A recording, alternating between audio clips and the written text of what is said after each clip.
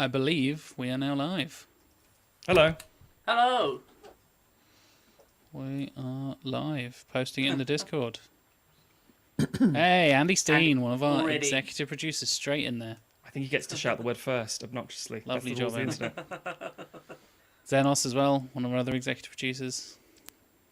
Hello, hello. I'm watching evening, us folks. on a YouTube screen over there, just making sure we're all On working slight correctly. delay. It's always the great thing when you watch these things back on something like All the YouTube Discord and everyone's crew. like, skip to 3 minutes in when everyone arrives and you've got everyone saying, oh, hi, so-and-so. Oh, hi, friends. Oh, it's like, fuck off. Get me to the point where I want to see the stuff. Yep. Get me to that good content. Yeah. Get me to the bit where they take the clothes off. Oh, skip to the end. It's up there. We're saving that for Christmas. We're all naked from the waist down. Like newsreaders. Yes, Exactly. exactly. This classic thing where it's like full suit, but they're all working from home now, so Yeah. nope. Aaron time as well. Hello, hello. For those of you who haven't seen on one of our streams before, we use a software called StreamYard, and yes, hello JFC. We know it's you. We know it's you. And I can actually click on your comments and make them go live. So, for example, Xenos' little comment here. That is the plan when it gets too hot, because we had that time where we did the hottest day of the year in God, yeah. God, yeah. on your leathery couches, Matt. It's on very the, true. What was it we were on your doing as Sequelisers well? HQ. We were doing Staying Alive. That's That was it. Yeah, God. that was And brutal. yes, when we went to Satan's Alley, we truly were in. We were in Satan's Satan's armpit. Alley. We were just as greasy as John Travolta was on that day. Satan's Alley was the Yeah. gap between my bum crack and my jeans. So to start things off, Matt, Jonathan Firth Clark, one of our executive producers, Yes. listeners probably know him well, viewers probably know him well, has a question for you. Why leather? Why leather? Okay. Because you're a goth. It's a sign of rich, luxurious achievement in life. And then No, his, I like he has killing a animals. follow-up question. Yeah, okay, that's fine. Why Matt? Well, I actually have two stories to that. First, very quickly, leather because I wanted a chair that would be better for my posture, and anything with like a sort of fabric coating or covering, which I had on my Yeah. previous sofa, which my wife loved the shit out of, a lot like Jack's sofa. You sink into it, and my back, because I've got a shit back because I'm tall. 'Cause It's he's nice an to old man and tall. yeah, exactly. So it's good to have a rigid Tall posture. old man. And John Firth Clark has actually sat on that couch. He lay down on it to watch Mulan and was not happy. Cool. He didn't like it. But then I don't. As in the new Disney Plus Mulan. Yeah, he didn't like it. As in, he didn't like Mulan, the new Disney movie, because it was crap, and didn't like the couch because it's not very comfortable. And that's kind of the point. Don't keep guests in your house. Thing number two, why Matt? I know that's probably not what you were saying. Like, why Matt? It's a Why? biblical name, right? Must be. Yeah, it's my mum used to work for the tax office years and years and years ago and messed something up really badly, and then being the Irish Catholic person said, "Please, Saint Matthew, just get me out of this. I'll name my firstborn after you." And here I am. doing Viewers, finances I know for we hospitals. had some levels issues last time. How's Yes. everybody sounding? I'm keeping sort of a bit more distance from my mic this time. I hopefully sound a bit better. Is everybody clear? Should we go up or down a little bit? I can adjust levels on the fly if we need to. I could be Or just far give away. us- I can give be us a quick- close. Yeah. Hello, you're sounding good in the chat, please. An intimate evening with the Oh, Sequelisers. some ASMR right there. Good evening, ladies and gentlemen. Usually I would when- like to welcome you. When Matt my whips ass. away the pop shield and just goes straight into the mic, and it's terrifying. It's just awful. It's just I think another. we're Usually in the asking for a outtakes. sample. I think we're asking to see it. I do it very forcefully. I'm like, What are you trying to say, Jack? and it tends to be like that when he's Yeah. called me out on something that's unfair. I have an array of snacks here, by the way. Did you guys? I know It's- Tim it's- hadn't got any snacks. Does he have snacks now, Tim? I do. I have a chocolate orange. Okay, first of all, that is a superior snack, so that's good. Everyone sounds great. Good. Sounds fine. Good. Sounds good. Good. That's all Seems positive then. fine so far. My snacks are a bit of a mixed bag. I've got my Choco Leibniz. I've got my I don't think they called him Ibo when they're not a stick, but yeah. And I've got these Of course. Crunchy ass Of course, Japanese are. It's all fucking Japanese Snacks. and bullshit. some ramune. Choco Leibniz is like, German. Belgian, Swiss, German, Sure. European, We need and to ask our water. resident Swiss Remy. Remy should be in the chat, by the way. He did say, "Oh, I'm excited for the live stream." So we'll get a Swiss. Let me man's tell you opinion something about shortly. people, all right? Everybody says, I'm looking forward to something in life. And then you know what happens? They fucking let you down. Pieces of shit. Yeah, anyone's not here? Fuck you. Unless you're not a patron, in which case, that's understandable. We know times are very hard. And you're watching on YouTube. Thank you for supporting us on YouTube. Supporting us on YouTube. Yeah, That's support us one on YouTube. We got a request from JFC Tim. Can we get a Patreon exclusive that's just Tim ASMR? I might have to put some of the Patreon cash towards one of those like binaural microphones. Oh my Oh. god! I've Just, seen a lot of those. read bedtime stories or something. That's not what they're for. They're for licking. I've seen a lot of ASMR videos. Not They're only the ones you tongue-proof. watch include It's- that. It stuff. starts like this, and it's like, hello, my beautiful swallow Oh, the little tapping. and then it comes back to a lot of like lip smacking and grinding and that kind of like, oh, hello. Have you had ASMR makes me deeply uncomfortable. Just saying. That's what it is. See, the thing is, I think Jack once said to me like, "Oh, I don't think it works. I don't like it. It makes me feel uncomfortable." I was like, "Then it's working." That's just ASMR. You just don't like it. yeah. Who just donked? That was me. I think that was Jack. That's I'm fine. donking. He put I've it got in. This my, happens- my mic is very close to me now. Rather than being The- up here, because we're on camera, I kind of Yeah. need to show my face. And I'm so used to being like huddled around my mic and like just covering it up like this. So I'm actually trying to This Set up does straight. happen on the Huddled, show. huddled in Well- around the podcast mine. exactly. Gather children for the warmth of podcasts. Mike's not wrong. Sequelisers ASMR will be Chair chair squeaks squeaks. with a faint cat I- meowing. Try So that we for actually Jack. get It's not chair squeaks. It's I was gonna ironing say. board squeaks. it's Tim's ironing board usually. the Yeah. grinding of my Are you chair using the sometimes. ironing board at the moment, Tim? No, I'm off the ironing board, Ah, there we go. which is going to be the name of my like after hours podcast. Yes. Off And the it's just- ironing it's board. just with you Tim like this. Mason. Off Yeah. the iron board. Do we get Tim doing Jackanory? That's a request from JFC there as well. I'm currently reading some Warhammer 40k novels, so Excellent. not exactly the usual Same Jack thing. and Ori fare, but you know, equally British. I approve. And you got plenty of like, is it the Dark Heresy where one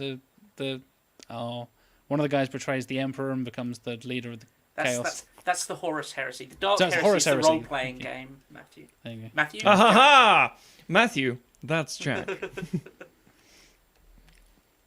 I haven't got snacks, but I have a beer. So there you I go. think it's a beard. There might be some snacks in there somewhere. I'm just Find gonna it eat my nice own and- hair on this live stream.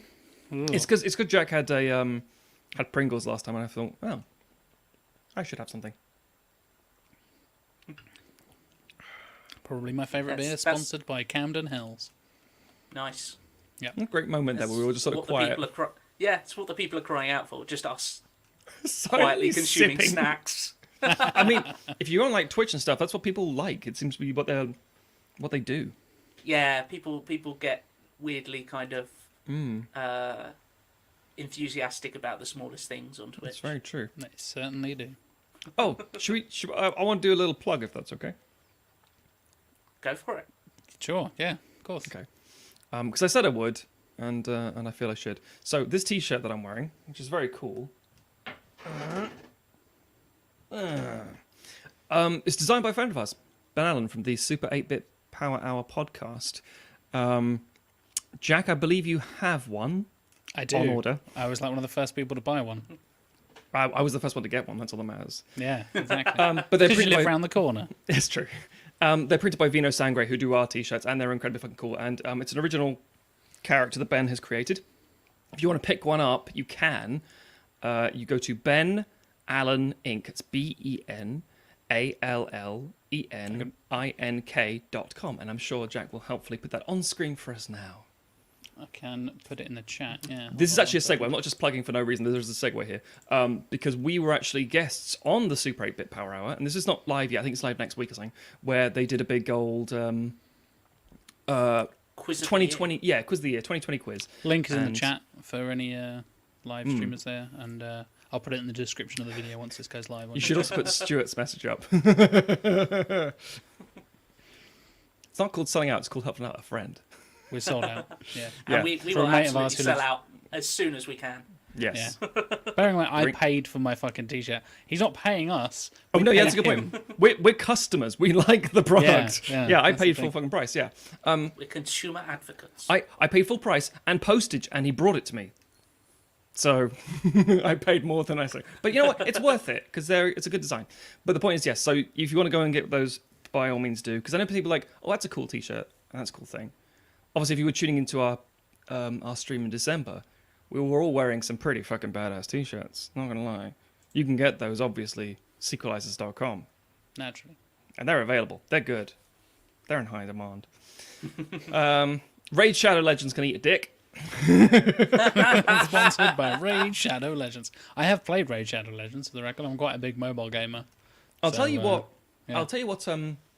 I get all the time, to the point that my wife came in. I was showing her a trailer for something. I think it was the Shin Ultraman trailer, and as the preamble YouTube skip ad here thing came up, I just sort of slowly turned to my wife and repeated the Grammarly advert word for word as it was being said. I was get able to that. do that with the Audible one that was on YouTube for the War of the God. Worlds. Oh, read by the Michael Sheen. Sheen. Sheen. Yes. Again, we're not advertising. they- We're not shills. We're just too bombarded and too Did aware. we know that the minds on Mars were planning calculating. and plotting to turn their weapons against us? Dun dun! Jewish Dun, space dun. laser. Jeff Wayne's Yeah. War of the World. I just forever associate War of the Worlds with the Thought Bubble dance floor because comic book writer Al Ewing, whenever he's DJing, will drop War of the Worlds, and it's become such a tradition now that everyone just goes mad for it. See, Yeah. I don't care for War of the World. I mean, okay, I like the book. I like certain versions of the film. I don't like the Wayans version. Me too. Wayans? Yeah. Yeah, the Wayans brothers, yeah. The Wayans brothers version, you know. Oh God! Oh man! It's probably a Okay, scary now I movie need somewhere. that. Yeah. Charlie Sheen stars in. Oh, here's the thing that's never going to happen from Conus Rufus. And now on Sky Movies, Son of the Mars, sponsored by Sequelisers. Never in a million years. We would Conus. never force anyone to watch that No. because it's just I'm going to so say bad. something remarkably cryptic that won't make sense for maybe a month or two, but Sequelizer Son of the Mask. Something going on there. Something maybe soon that might be coming your way. Oh, That's all I'm saying. Oh, It's There's a little tease. it's a little tease, a little snippet. Jeff Wayne's War of the Worlds is amazing, says Jonathan Firth Clark. Marlon Wayans' War of the Worlds is better. The Wayne's version has them dressing up as aliens in a hilarious way. What's the Wayans version of 50 Shades of Grey? Is it just 50 Shades of Black? It is, yeah. it is. Yeah. It's fine. AKA white girls. White chicks? White chicks. That's what I mean. White chicks. Yeah, God, that's the thing. Jack, Hello. what was the game that we were going to play last time but we didn't get a chance to play? You had little cards As a little and game. the items of clothes we had to take off. Hold on, Mike Salve is asking us to do a commentary track for White Oh, Chicks and or Jeff Wayne's War of the Worlds. I'm not sure. I thought you meant Son of the Mask. Or Son of the Mask. Yeah. Again, We commentary wanna- tracks we I missed mean, doing. Yeah, we'd love to start doing the commentary tracks again. Why but, not? Well, the unofficial, I don't know what the fuck they're called, Sequelizer Cinema Sundays, where fan of Hosted the by show, Remy, who's in the Yeah, chat, by the way. exactly. Thank you, Remy. Yeah. Yes. He will host lots of films you can stream, go down there, log into the thing, use the really despicable password, and just log Puns! in. Fucking puns. Should be, you know what the password should be? Pigs! But yeah, so we all watched together. I feel like and- that's pigs is more of an in joke for the three of us than it is for any of the listeners. Oh, it's You know most what I mean? definitely Yeah. a joke for us. It doesn't Yeah. matter. We don't care what the listeners want. But yes, so effectively speaking, I had to go to do another show actually, another recording.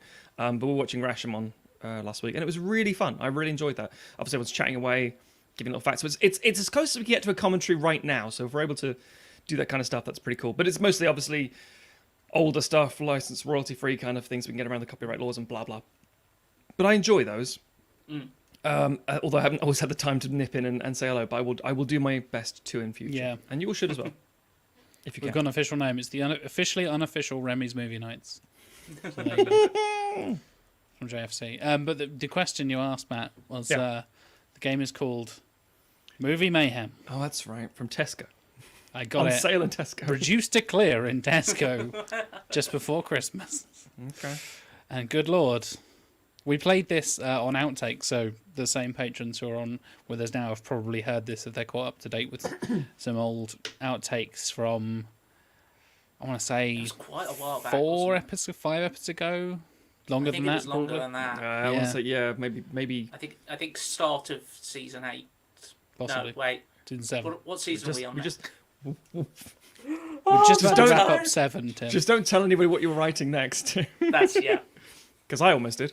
But yes, we are. It's Oh, decidedly middle of the road, terrible yeah. quiz stuff. And Yes.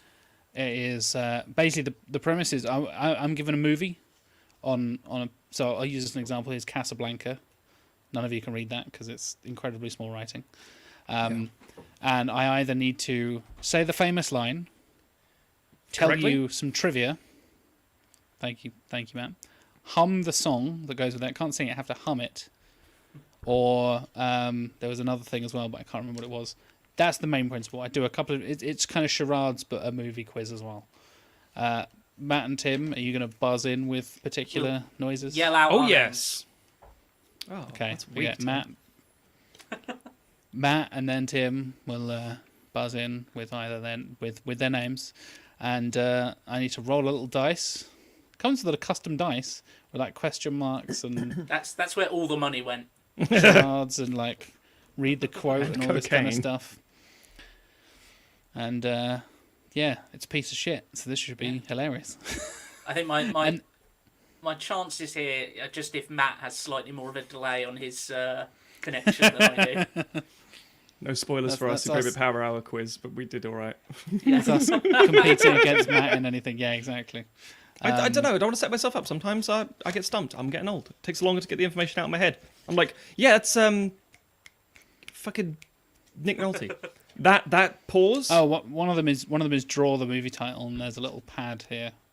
Well, I'll just reach over and just do But this, and I you can certainly, fill I it in. certainly won't be doing that.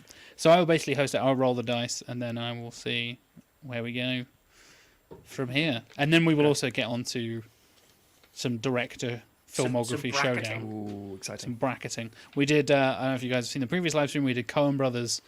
We've got a doozy coming up for you later on in the show that Matt will basically be. Should we going announce through and them. tease who it is now, so we can have people building suspense? We've or should we just teased. wait till- Some people have already We have guessed. teased. Some Some people people have have definitely already guessed. Yes. If anybody has any guesses for the director, we teased it on Discord, we teased it on Twitter. If you guys want to go and get your guesses in the chat right now, I'll post some answers and we will neither confirm nor deny until the time is right. Yeah. We did have a request for a movie commentary, though, which is me just screaming fuck for 4 hours. We do. Have you- Well, pandemic-wise, we were going to try and hopefully record a reaction to the Snyder Cut. And I still want to, but there's no. Yeah. fucking yeah, chance. that's the thing. I'll definitely watch it because Have I've you got guys HBO. seen the meal that is being offered with it? What? No, what? This is is it bile and it's- filth.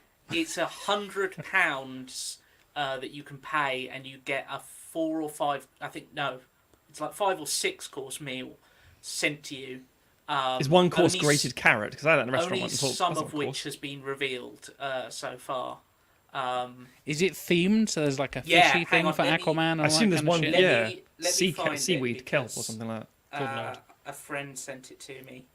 I mean, I'll probably pass, but I don't give Snyder. And my it's money. available in the UK because apparently there's going to be, obviously we don't have HBO Max here, but there's going to be some way that it becomes available Through Okay. some here. magical thing. We They are haven't- curious about what HBO Max is going to do over here because obviously the rights are like, well, Sky, or I think it's Sky, have the rights for distribution, so that ain't going to fucking happen anytime soon. Same way we had 6 months delay for us getting Disney Plus while they were hammering things out. And that's Disney saying, okay, we'll wait. Don't know what the fuck Warner Brothers are going to do. So But I is have it- means. Before we get onto the quiz Okay, and while Tim here we comes go. up So with it's food. Okay, you ready? I'm ready. Okay, so it's called okay. the Mother Box. The It's Martha 100 box, you mean? £100 excluding shipping. And each box serves 2 people. Oh, well, that's handy. £50 a person? Yeah. That's a restaurant six No, course it's meal. And it's basically, it sounds like it's basically one of these like Blue Apron or Oh, you make it yourself. yeah, it's all prepare at home. Of course it is. These are the Yeah, but I courses. figured it'd be nice served. Ocean Trench, he comes on the King Tide. Icelandic cod and chips with trench dressing. Literally got a spit take Almost from spit Matt take there, there. yeah. That was insane. It's like, here's Aquaman's come on some fucking kale. What's next? I don't You know aren't what trench hardcore enough to dressing eat is. this. Thank you, Snyder. It's French dressing, but it's been left in the sea for a while. The Big Belly Burger is each one comes with a little quote. I am the black hole of snacks. I'm like a snack hole. Is that the Flash? That's the Flash. An infamous fast food burger from the DC universe served with condiments. Prepare at home. And then the rest, they haven't revealed what they are.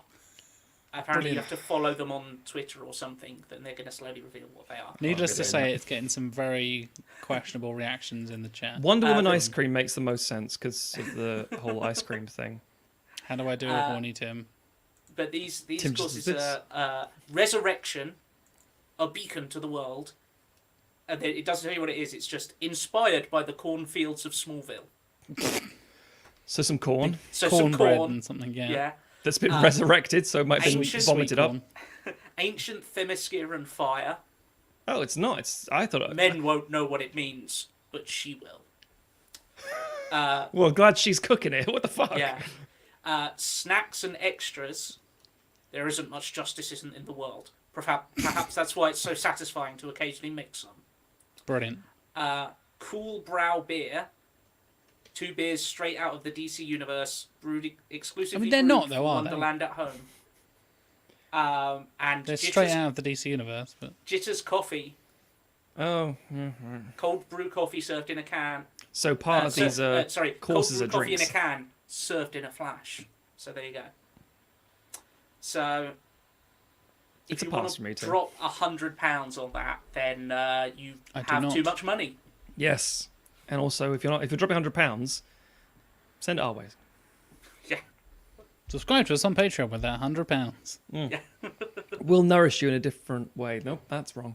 Let's crack on with the game. Casablanca. Yes. Do I get a point? Okay, so Andy Steen actually had a quite a good suggestion. Is we alternate going from Matt to Tim, so Matt doesn't just absolutely destroy Oh, okay. So Matt Tim. just has to. And if you get it wrong, you have a chance to steal.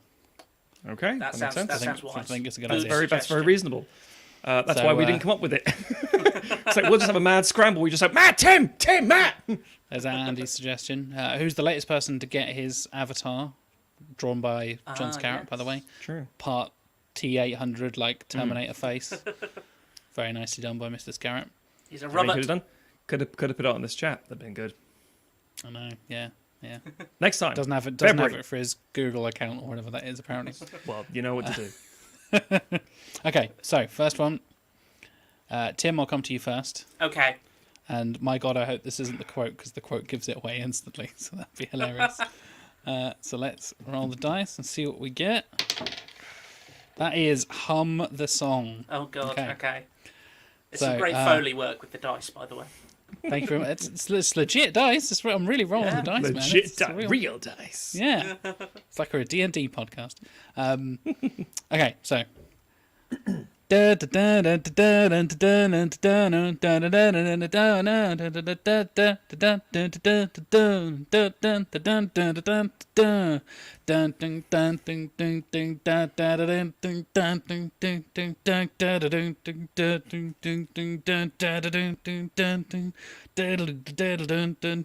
Any ideas? Oh, I mean, I'm not being petty. It's like, it doesn't constitute as humming, but I don't think that matters because I couldn't do that well. I like at all. So that was good.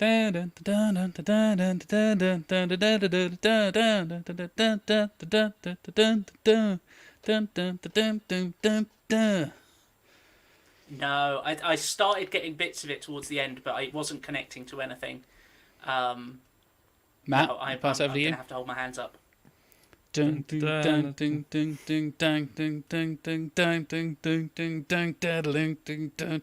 I could get my guitar out if you really want me to. I do know this song on guitar if it helps. I got nothing.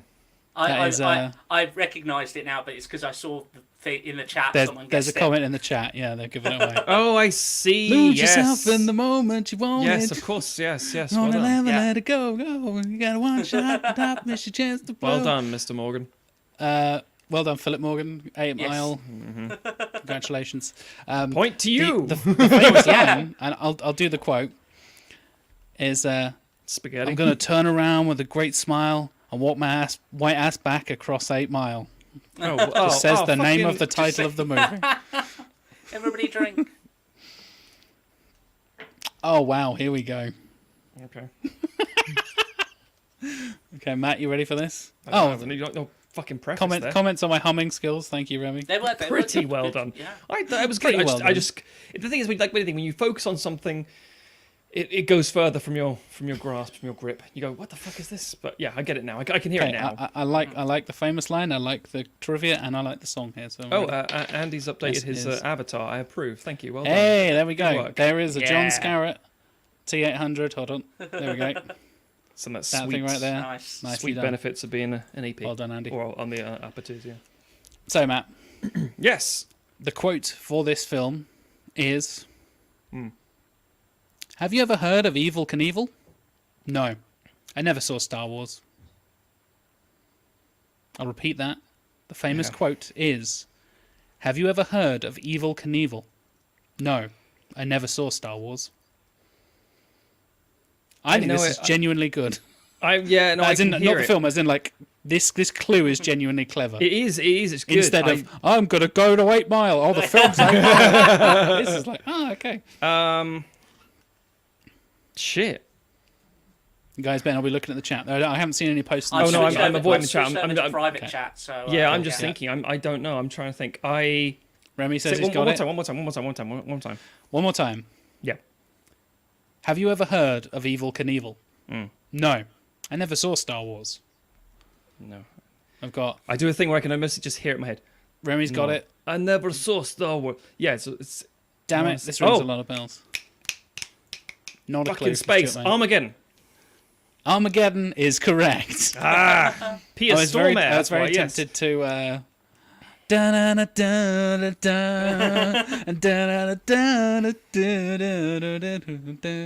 The tranny is shot. Miss a thing. Yeah. To quote Ben Affleck being, "What the fuck is this script?" Yeah. The trivia is. One of the all-time great commentary tracks. Damn right. Oh, it's the best. It's the best. It's up there with the Carpenter and Russell thing. Just still brilliant. All the Carpenter commentaries we said before are brilliant. The trivia for this is NASA shows this film during their management training programs.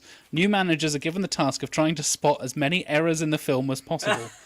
At least 168 have been found so far. Wow. Brilliant. I mean, was the Should strap down and make Neil deGrasse Tyson watch it until his brain explodes. When he moaned about the sky being wrong in Titanic because it was 100 years ago. Yeah. So the stars were in a slightly different position. It's like, oh my God, Tyson, chill out. yeah? Chill out. Just put him in the was it Ludovico machine from Clockwork Orange? Yeah. Not the great. I believe you mean the Blanca machine from Street Fighter. Sorry, Tim, you're entirely correct. Street Fighter is obviously much more. Well, actually, no, Street Fighter is a very important thing, but the movie is not obviously a higher standing than A Clockwork Orange. Yes. So Remy asked the question, if you guys are not cheating, can we post the answer in here? Yes, you can post in the chat. I can see the chat. At the moment, Matt and Tim cannot see the chat. I've so literally, I was covering up just now, so yes. feel free to discuss in the chat if you're guessing from my Also, that's if we trust and believe you guys. apparently well-received humming, which is nice. Yeah. So, back over to Tim. This next one's for you. Let me get The some Foley cursed going. ice cream van is back. Oh my the ice God. cream van. It must be. Which What the fuck? it's 6:30. yeah, on it's time for ice cream. So this is a reference to the quiz that Matt mentioned earlier. We recorded it last night, and for some reason, an ice cream van showed up in the pitch black at Yes. 6:00 at night in a fucking pandemic lockdown. My wife is now cowering in the hallway because she just ran out of the living room and says, "I don't like it," and she's not going back in the living room. Go back, it's fine. I know it's outside the house, but it's not here for you this time. It's outside Or the yesterday. house. Wait, good job it's not Is it- inside is it the house. Is it the ice cream man from that Paul Bettany Angel film? Ooh, maybe. Legion, isn't that the film? Legion, yes. Yeah. With Doug Jones as a, Yes. as a I demonic don't know ice if it cream man. is because I refuse to course. look at it directly because then it will see me. Kid logic. Sorry, yes. So my apologies. Back Hide to the under your covers and so this one's Sweet for me, isn't it? Tooth. right. Sweet Tooth. There you go. Straight away. Thank you, Mike. That was the reference we were looking for. Oh. Sweet Tooth. Or Clint Howard. Clint Howard. Thanks, Roman. Oh, right. Can't wait to do a roll the ranking. dice. And then everyone was like, "Oh, we actually fooled you. It's not a director. It's Clint Howard's movies." Okay, Tim. Yes. Trivia for this one to guess this film. Okay. More than 5,000 boys auditioned to play the lead role in this musical based on a classic. Oh. I've adjusted it slightly because it gives it away very quickly. Okay. Was it the 5,000 boys that gave it away? It's basically almost says the name of the character in the thing. Oh, of right? course Well, it does, that of gives course it it away. More than I'm- 5,000 boys auditioned to play Musical. the lead role in this musical based on a classic. Before you said musical, I was going to guess Harry Potter. Mm. But That is actually that's a famously huge open casting, isn't it? Which I went to the think- producer's nephew. for Yeah. this one, I'm going to go with Oliver Twist. Or Oliver, exclamation mark. It is Oliver exclamation mark, correct. So the actual thing is more than 5,000 boys auditioned to play the lead role and the titular character of this movie in this musical based on a literary classic. I'm like, all right. But yes, congratulations, 1 point. It won Best to you Picture, two. so Boom. So yeah, Xenos, you would have got that right, but you said Oliver? It's actually Oliver. Oliver! yes. You scream it out the window at a dirty sea urchin. Oliver! Yeah. And then you Has go, to have the exclamation mark, "More?" otherwise it doesn't count. We've got more people downstairs auditioning, so more! Let's hire him, he gets a good more. Oh, we've lost to Jack. We lost Jack? Well, this is going extremely well. Yes. Jack, Okay, this is a Jack first who's for us. running the thing from his Yeah. computer. All right, well, to keep things nice and calm, and I'm back. There he's back. what the Sorry. fuck did you do? I don't know. But did you disappear, or did you just take the mic off? I The video? did disappear, yeah. Wow. My whole screen refreshed. Welcome, everybody. You But I'm have back. been part Did you of press a the drill. degauss button on it? Yeah, exactly. It's got a big old CRT monitor there. What you don't see is that behind Jack is now a dead body because he's actually John Wick and he had to pause for a second to pull around a gun. The- Bang! Oh, I'm back, thinking guys. I'm back. No, it's the ice cream man has found him. Yeah. Sweet Tooth has claimed me after all. God, I could use some fucking ice cream right now. I've got some. It's the 31st of January, Matthew. Got some Ben and Jerry's in the freezer. Oh, which Ben and Jerry? Okay, here's a question. Before we get onto movie stuff, favourite Ben and Jerry's flavour? What have you got in the freezer first, Tim? And what's your favourite flavour? In the What's in your freezer, freezer? I have A body. I have fish food. Oh. My favourite of the common types would probably be the chocolate Chocolate dough, choke. chocolate, Freudian chocolate Freudian cookie slip there, Tim. dough Oh, thing. cookie dough, yes, sir. Yeah. Nice. What are the uncommon types? Or do you have one? They've done like limited edition ones and They've stuff. done a right? lot of limited Yeah. edition ones. I I'm remember about to say one, Stephen Colbert's American Dream was very good. They brought that back in a similar way. It was coning something Conan the Barbarian. something like that. Yeah, and it was delicious. It had caramel and bits of cone in it and stuff. And yeah. Fair. Matt, how about you? My common everyday flavor, I guess, is just chocolate fudge brownie because it's available. If that's the regular one, but that's not my favorite. My Pick favorite, the most available. well, is lazy. fish food the most available, Tim? I think that's the Yeah. one that's most readily available, isn't it? That's my opinion. That's- yeah, fish food is yeah. the best. Yeah. Well, no, I don't say it was. I don't say it's the best. That's fine in my opinion. The best one doesn't exist anymore. It was too good. It was too delicious to to in joke for us. No, my favorite was running from 2005 to 2007. I always bag on about it because I ate tubs and tubs and tubs and tubs of it, and then they took it away from me. Bastards. Is it milk flavored? No, it's called heroin. No, Dublin mudslide. It was Of course, you picked the fucking Irish one. Irish cream liqueur with, as the ice cream with chocolate chip cookies and a coffee fudge swirl. And I don't particularly like coffee things or alcohol. But it was I was going to say, there's two things you don't like, but it was damn but good. it's Irish, so I might have to like it. That's Yeah. in my contract of life.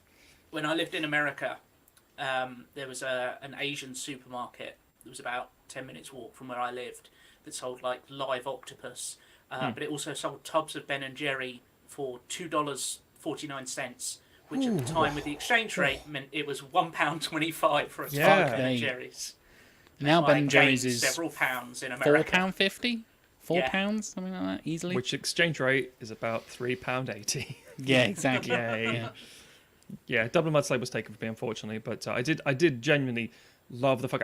Again, it's an ice cream that I haven't eaten for 14 years, but it still haunts my dreams. So, Wow. That's how you know it's Made good. of stuff you don't like. yeah, exactly. That's how you know Made it's a good. perfect That's how you know combination. it's good. Yeah. Matt, would you like an Irish coffee? Definitely not. Would you like it in an ice cream form? Yes, please. What about you, Jack? Is it just fish food? Fish food's the classic for me. Absolutely, yeah. I really like caramel choo choo, which I think is underrated. That as is- well. that is I'm a big I- fan of caramel. So. You can never really find it in this country. No, I've Apart seen from it occasionally. Big the cinema. supermarkets. Oh, that's true. Cinema has Yeah. a range of stuff. But then the cinema is closed off to us at the minute. Yes, Mm. tragically. Yeah.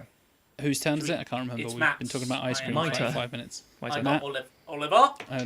Oliver. Okay.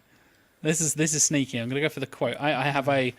You can. Oh, pick so the dice roll category. is... it's You, the right. you can pick sorry, whatever you okay. want. So I'm going to Okay. pick the quote on this because it's interesting. Good luck out there in the field, and please return the equipment in one piece. I mean, that's got to be a Bond film, but I don't know which Sneaky, one, right? Which one is it though? That's the question. Fucking hell. Very sneaky. Good luck out luck there in the field. out there in the field. Good luck out there in the field, Out and there in the field. please return the equipment in one piece. I think I know what it is. I feel it's got to be one of the earlier ones. It's not like a 007. Bring it back in Yeah. one piece. It's specifically. That's my and please lunch. return the. Please return the. That's a brilliant line. Please return the equipment in one piece. Okay. It's either going to be a very early one or a very recent one. So let's be bold. He's not Q in Doctor. It's just a guy from Q branch. Let's say, and it would be from Rushmore. Let's say when's Q turn up in the Craig era? Skyfall. Let's say Skyfall. We're getting a whole list of just other Bond What are they films. saying? What are they saying? I'm saying Skyfall. So we've got GoldenEye as a guest from Andy, Skyfall as a guest from Good guess. It Jonathan. better not be John Cleese saying it. Tomorrow Never Dies from Andy. I think it's Spectre from Stuart. Well, it's Turns obviously out a Bond film. it's Mission but the wording Impossible suggests it has 4. to be one of the starting ones. Interestingly enough, there's somebody saying, "Oh, it's Remy." Snarky enough to be Wishaw. He is correct. He is Ben Wishaw. It's one of the modern ones. Okay. And Matthew, you're correct. It's Skyfall. That's what I would have said as well. So. Nice. Yeah. I was not going to try and hum Adele, so you know. Oh, that is one of her more dialed back. Yeah. Yeah, I don't think I'd have got that. Yeah. Yeah. Oh, here we go. Fucking hell, Tim. This You're in is, for it now. Not to give you a clue, but perhaps Sequelisers classic, Ooh. which is okay. Son of the Mask. Trivia time. Hum the theme from Son of the Mask. Just screaming Again, into the void. I'm gonna edit the trivia here because it gives Okay. it away at the end. I'm okay with that. That makes sense. So, Tim, 3 synthesizers were used to create this iconic theme song, which reached number 3 in the US charts. 3 synthesizers were used to create this iconic theme song, which reached number 3 in the US charts. And bear in mind, I said, oh, Sequelisers classic. It may or may not, in some form, in some version of this franchise, perhaps. I don't know if that actually helps. I think it makes it more sequel. confusing. I have a Been guess. featured on Sequelisers. I Go think for it. they're referring to Tubular Bells, so I think it's The Exorcist. Oh, okay. I It see is what's up. not The Exorcist. Ah, Matt, any guesses?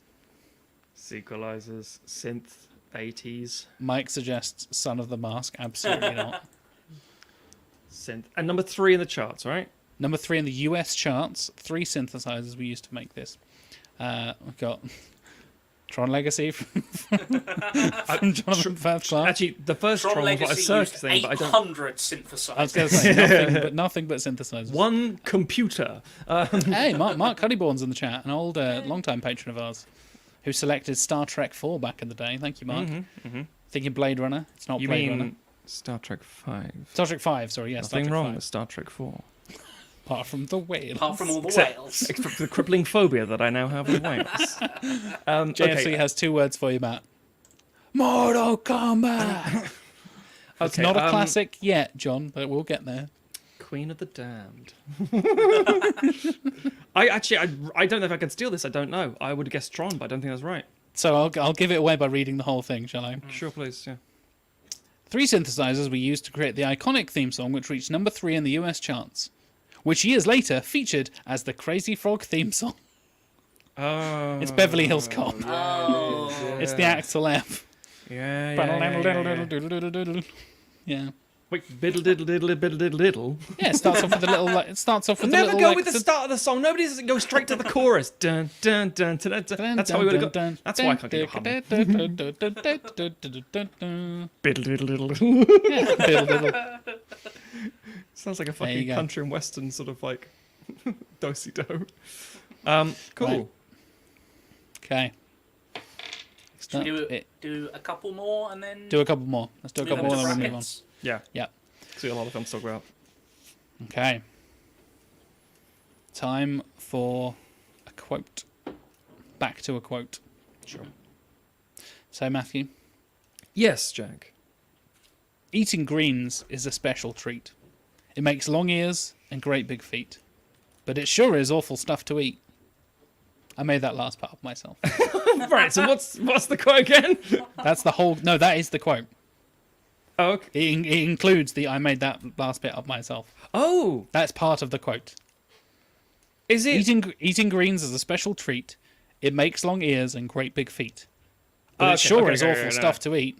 Okay. I made that last part up myself. Is it Bambi? You bet your ass it's Bambi. It's Thumper, How innit? the Being fuck a little did you get penis. that? It is Bit of Bambi. cocky. It Because he talks is about like his Thumper, big ass yeah. feet and his big ass dick and his big ass ears and stuff. And the fun That's why fact they from call trivia, me Thumper.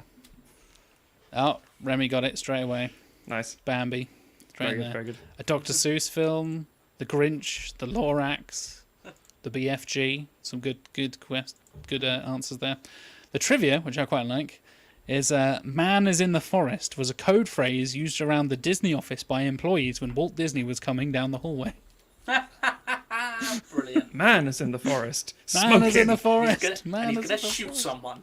Yeah. He's gonna fire his gun and virus. That's a weird, terrifying thing to say about just the D man. I don't know where I'm going with that. Sorry. Next Okay. live action Disney remake. I don't know if everyone's that because Bambi's traumatic as fuck for a lot of people. That's a lot. We talked about the Yeah, that's a question from Andy. We've done this before in the past. Like, what is like a film that makes you cry or scared? We'll become this conversation later on in the season again. But the idea of traumatic memories, like what makes you cry or scared as a kid? It's like, well, I first saw Bambi as a child, and Bambi's mum getting shot is one of the most traumatizing things I've ever seen in my life. Whereas yeah. if you watch it as a cynical adult, you go, yeah, I don't see anything. Who gives a fuck? Also, Andy, I assume you mean live action in the same way that The Lion King is live action. In that No, it's not. And Man in the Woods it's is 100% real.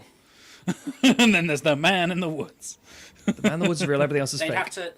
They'd have to pad it out so they'd have like Man in the Woods has a Human daughter who subplot. then Yeah. becomes Yes. friends with Bambi or something. Oh, live action Lilo and Stitch. I'd be alright with that. Theorized by JFC. But I don't know if it needs. Again, I say I'm alright with that. I don't. Doesn't need it. No, Don't need it. I think the ones they should be remaking are the ones that weren't quite successful. But I won't because do they that. weren't successful, Yes. no one wants them remade because they want to do it for brand recognition. They don't want True. to go and go like, let's give the Black Cauldron another try and like get it right this time. They should. That would strike really well with contemporary audiences. And Atlantis, Treasure Planet, and all that. There you go. Atlantis. Love me some Treasure Planet. We But talked about not that Brother before. Bear. Fuck Brother Bear. Fuck Brother Bear. Absolutely. And whatever the fucking farmhouse one is. Home on the Range. Home on the Range. There's a good little that's a Disney fact here film. from Canis Rufus. There's some fun stories about internal Disney terms. Apparently, staff were once banned from calling the place Mouse Schwitz.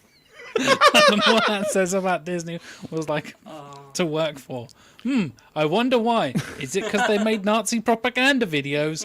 Who knows? Disney! Oh, Jesus Christ. Definitely Right. non-spawn.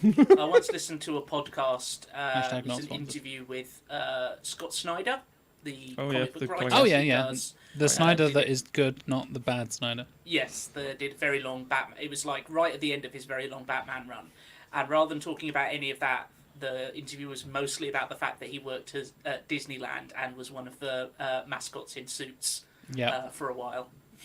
Writing Court of the Owls in his head, thinking, right, okay, if I can get Exactly, out of yeah. here. Brilliant. We've all got a day job while we're trying to break it creatively. And then Everybody does. Yeah. Bryan Cranston did hemorrhoid cream adverts. and Power Rangers. And Power Rangers. One is shameful and embarrassing. The other one is... And they then started calling it Duck Owl. Oh my god! Okay, first of all, just in case it goes out, we're not laughing at the Holocaust. And also, that's a pun. Well, Let's not forget both of them are puns, Matthew, and both of No, them no, no. are hilarious. Yikes. Mickey Mouse and Donald Duck Owl. Didn't because it's just saying the nature of this stuff. Didn't that was the exact same reason that Megan Fox got fired from Transformers for comparing Michael Bay to Hitler. Oh yeah. Yeah, And some- Spielberg yes. said, "I'm not having that." I was like, And Yeah. they got on really badly, the two of them anyway. And Yeah, that was yeah. kind of that was his excuse to kind of finally fire her, from what I I think so, understand. "Yeah." Anyway, do we have any more Right. rounds? Are we already? Last one. We'll do one okay, last okay. one because I think I'm just going to pick the trivia because I think the trivia is actually Please- quite please do. interesting. Trivia's 'Cause more if I, interesting. if I Go for do anything else, it'll give it away. Is this The trivia. one of Tim? This is Tim. This is to Tim. Trivia for Tim. This script was rejected 44 times before it was finally greenlit. Ooh. That's all you get. That's so. I mean, so many films.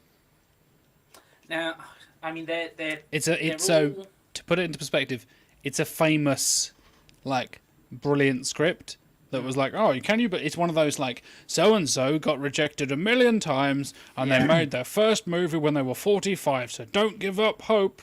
And they don't mention that they were like funded by their billionaire grandmother. Or whatever. I mean, I have a theory, but You know, you see those articles where it's like, this student has paid off their student loans by the time they were 25. How did they do it? And they're like, I live at home with my parents. They don't charge me any rent. Yeah. And also my parents are millionaires. It's like, oh, Yeah. I see. Yeah, I yeah, saw a we're great just waiting for tweet that. that was using the bit from the Simpsons where Say Bart the line, comes- Bart. Yeah, yes, Yeah. it was exactly that. It's like, oh, this 23-year-old bought a 4-bedroom house in London, and it's like, say the line, Bart. It's like, and then I moved in with my parents, saving myself £2,000 a month. Hey! Yeah. We've got some, we've got Christ. some guesses here. But, yeah. My brain went to Back to Yeah, the it is. Future, but that was written by Zemeckis and I want to say Bob Gale, who had already worked together. So I don't think it was that. There's a guess of Jurassic Park there. There's a guess of Alien, Tim. Blade Runner. Debbie Does Dallas 5. The Matrix. Avatar. But Tim, you are correct. It is Back to the Future. Yeah, I was gonna say.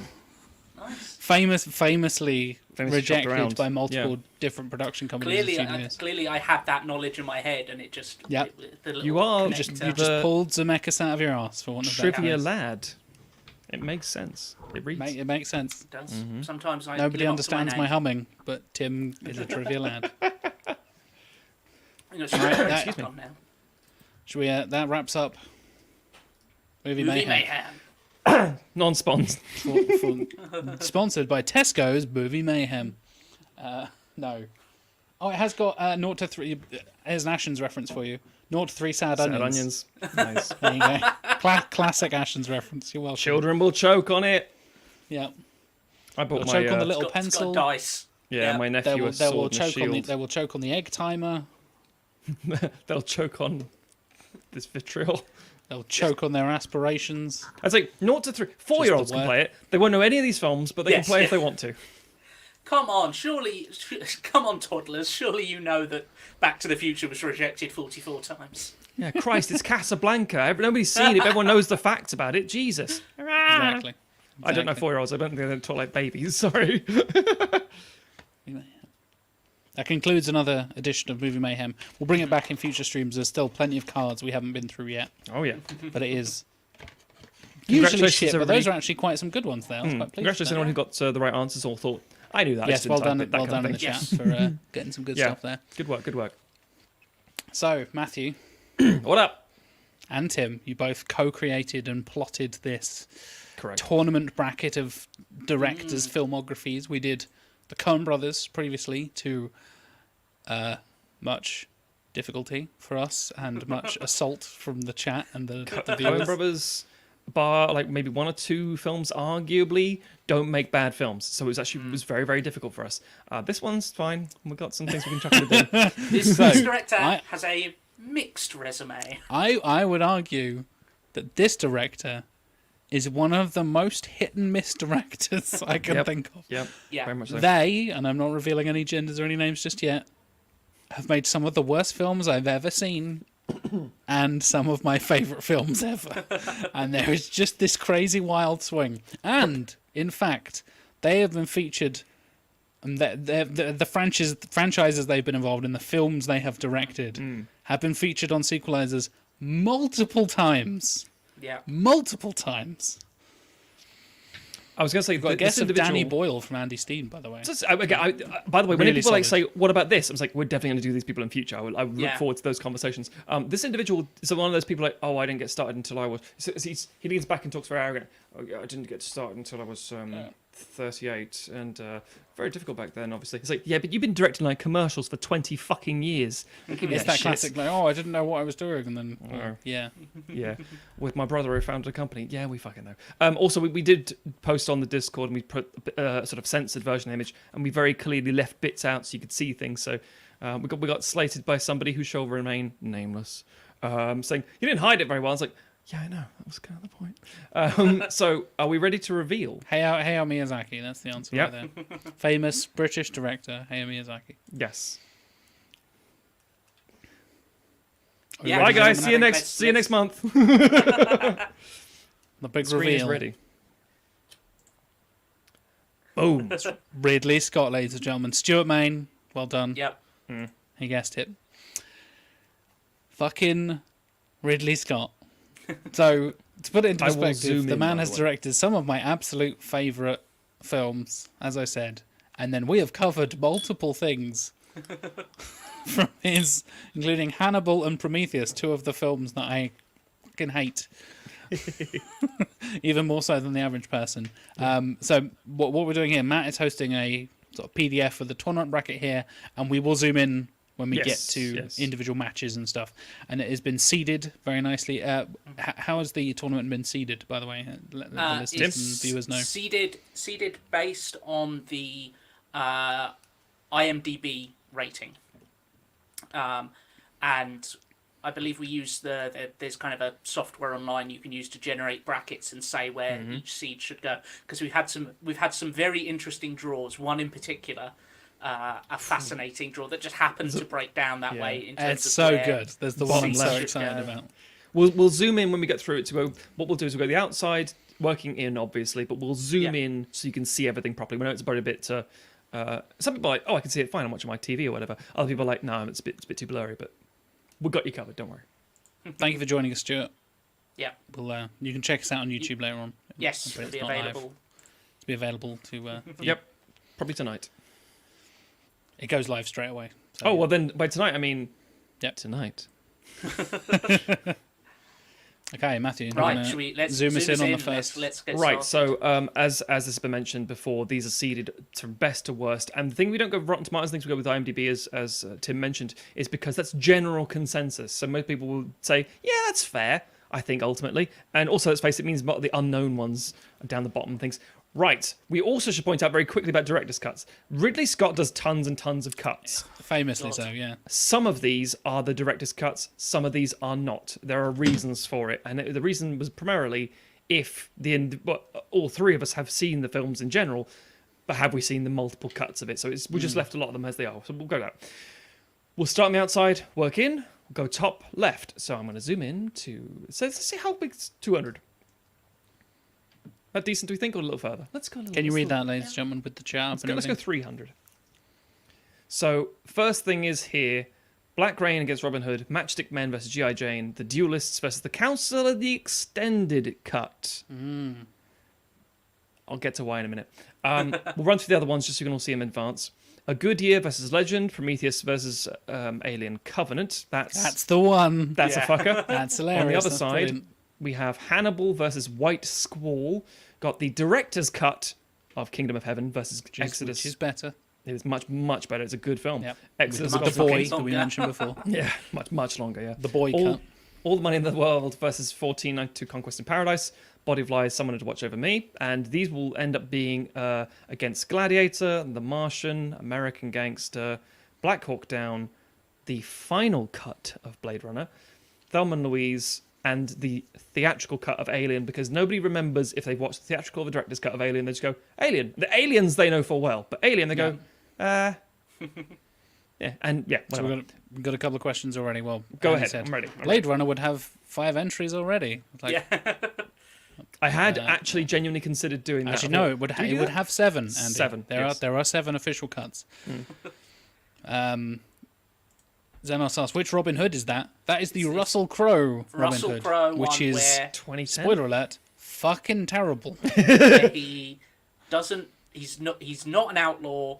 He doesn't live in Sherwood Forest. He's he not doesn't even really Robin use a Hood, so I bow don't and think. arrow. He walked out of interviews because people claimed how bad his accent was. Yes. Famously, because he was like, "Are you trying to do an Irish accent? Is that like, There's a lot going on there. I'm not having any of this. You can go fuck yourself." And he just walks off. Like, At least okay. he's in Punch 'em. I mean, we will get into I mean, he much more probably detail did. all of them. But we should point out again the other ones like American Gangster has another cut which is another 20 minutes long.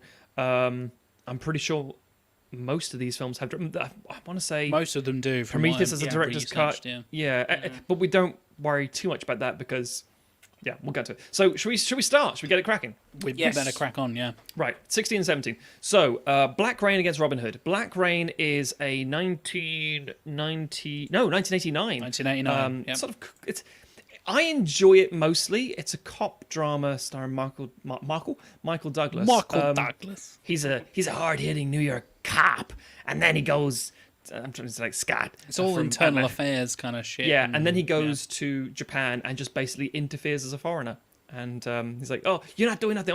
All your inside guys, all your cops are all yakuza." And it's like, yeah, it's decent in how it's directed. Andy Garcia's pretty good in it. It's got a lot going on, but at the same time, 80s problematic. Then you have 2010's Robin Hood, an outlaw from Oscar Isaacs, and a Kate Blanchett's in there as well, Max von Sydow. There's a really good thing at the start where it talks about the failings and flaws of King Richard the Lionheart. Yes, that's correct. But it doesn't follow through on that, and it goes on this whole nonsense thing about, oh, look, a big guy who happens to be probably Little John, when I'm calling Little John, that kind of thing. It's all very stupid. So the way this will work, by the way, for those new to the stream and things like that, there are 3 of us, so it's a unanimous putting through. If anyone hasn't seen it, like I haven't seen either, I don't know what to say, we might defer to the chat for a bit of a sort of So group consensus. fingers on buzzers, for want of a better phrase. Chat, Yeah. for ready to Feel free type in to what you scream select, and I'll spam with your share choices. some comments and we'll Yeah. pick. So Spoiler alert: I have not seen all of these films. yes. So first of Neither all, have I, have we all seen both of these films? I have, have seen yes. neither. Oh, interesting. So we got one right from the bat. I was going to say, should we go Jack, Tim, and me? But for this time around, we'll rotate it. But so Jack, what's your pick?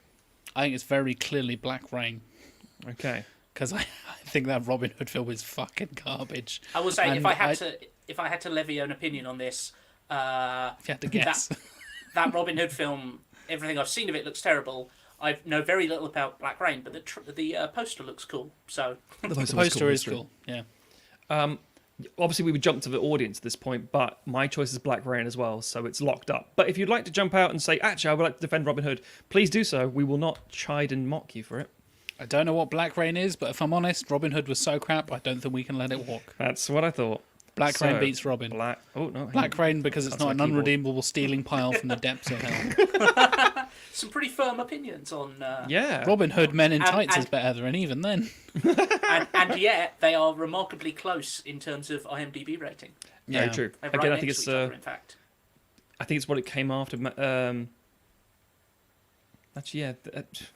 We'll talk about Scott's career as we go down. Right. In Yeah. that case, we're on to the next little bracket. Matchstick Men. 19. No, sorry. This is 2003. 2003 movie. Yep. But a very neurotic con man played by Nicolas Cage, who finds out he has a daughter and takes her on wacky adventures. It's a thrillery thing, but it's actually a comedy. Versus G.I. Jane with Demi Moore and Viggo Mortensen, and it's about Navy SEALs and trying to diversify by including women in the hardest, most grueling experience in this 1997 movie. And the big selling point was Demi Moore shaved her hair off for it. That was what. In And that sounds in facetious at the pretty time. Furiosa style. Yeah, and also, but also post it happening in Alien 3. Yes. Yeah. So And the posters were quite similar, if I remember. oh yeah, there was a They lot both right have, on the like, whole. half the female main character's head. Correct. Yeah. Yeah.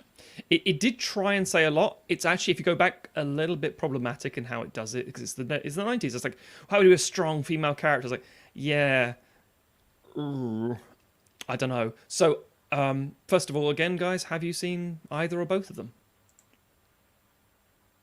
I've seen Matchstick Men. I've not seen G.I. Jane. I am the same. Okay. So, However, I really like Matchstick Men.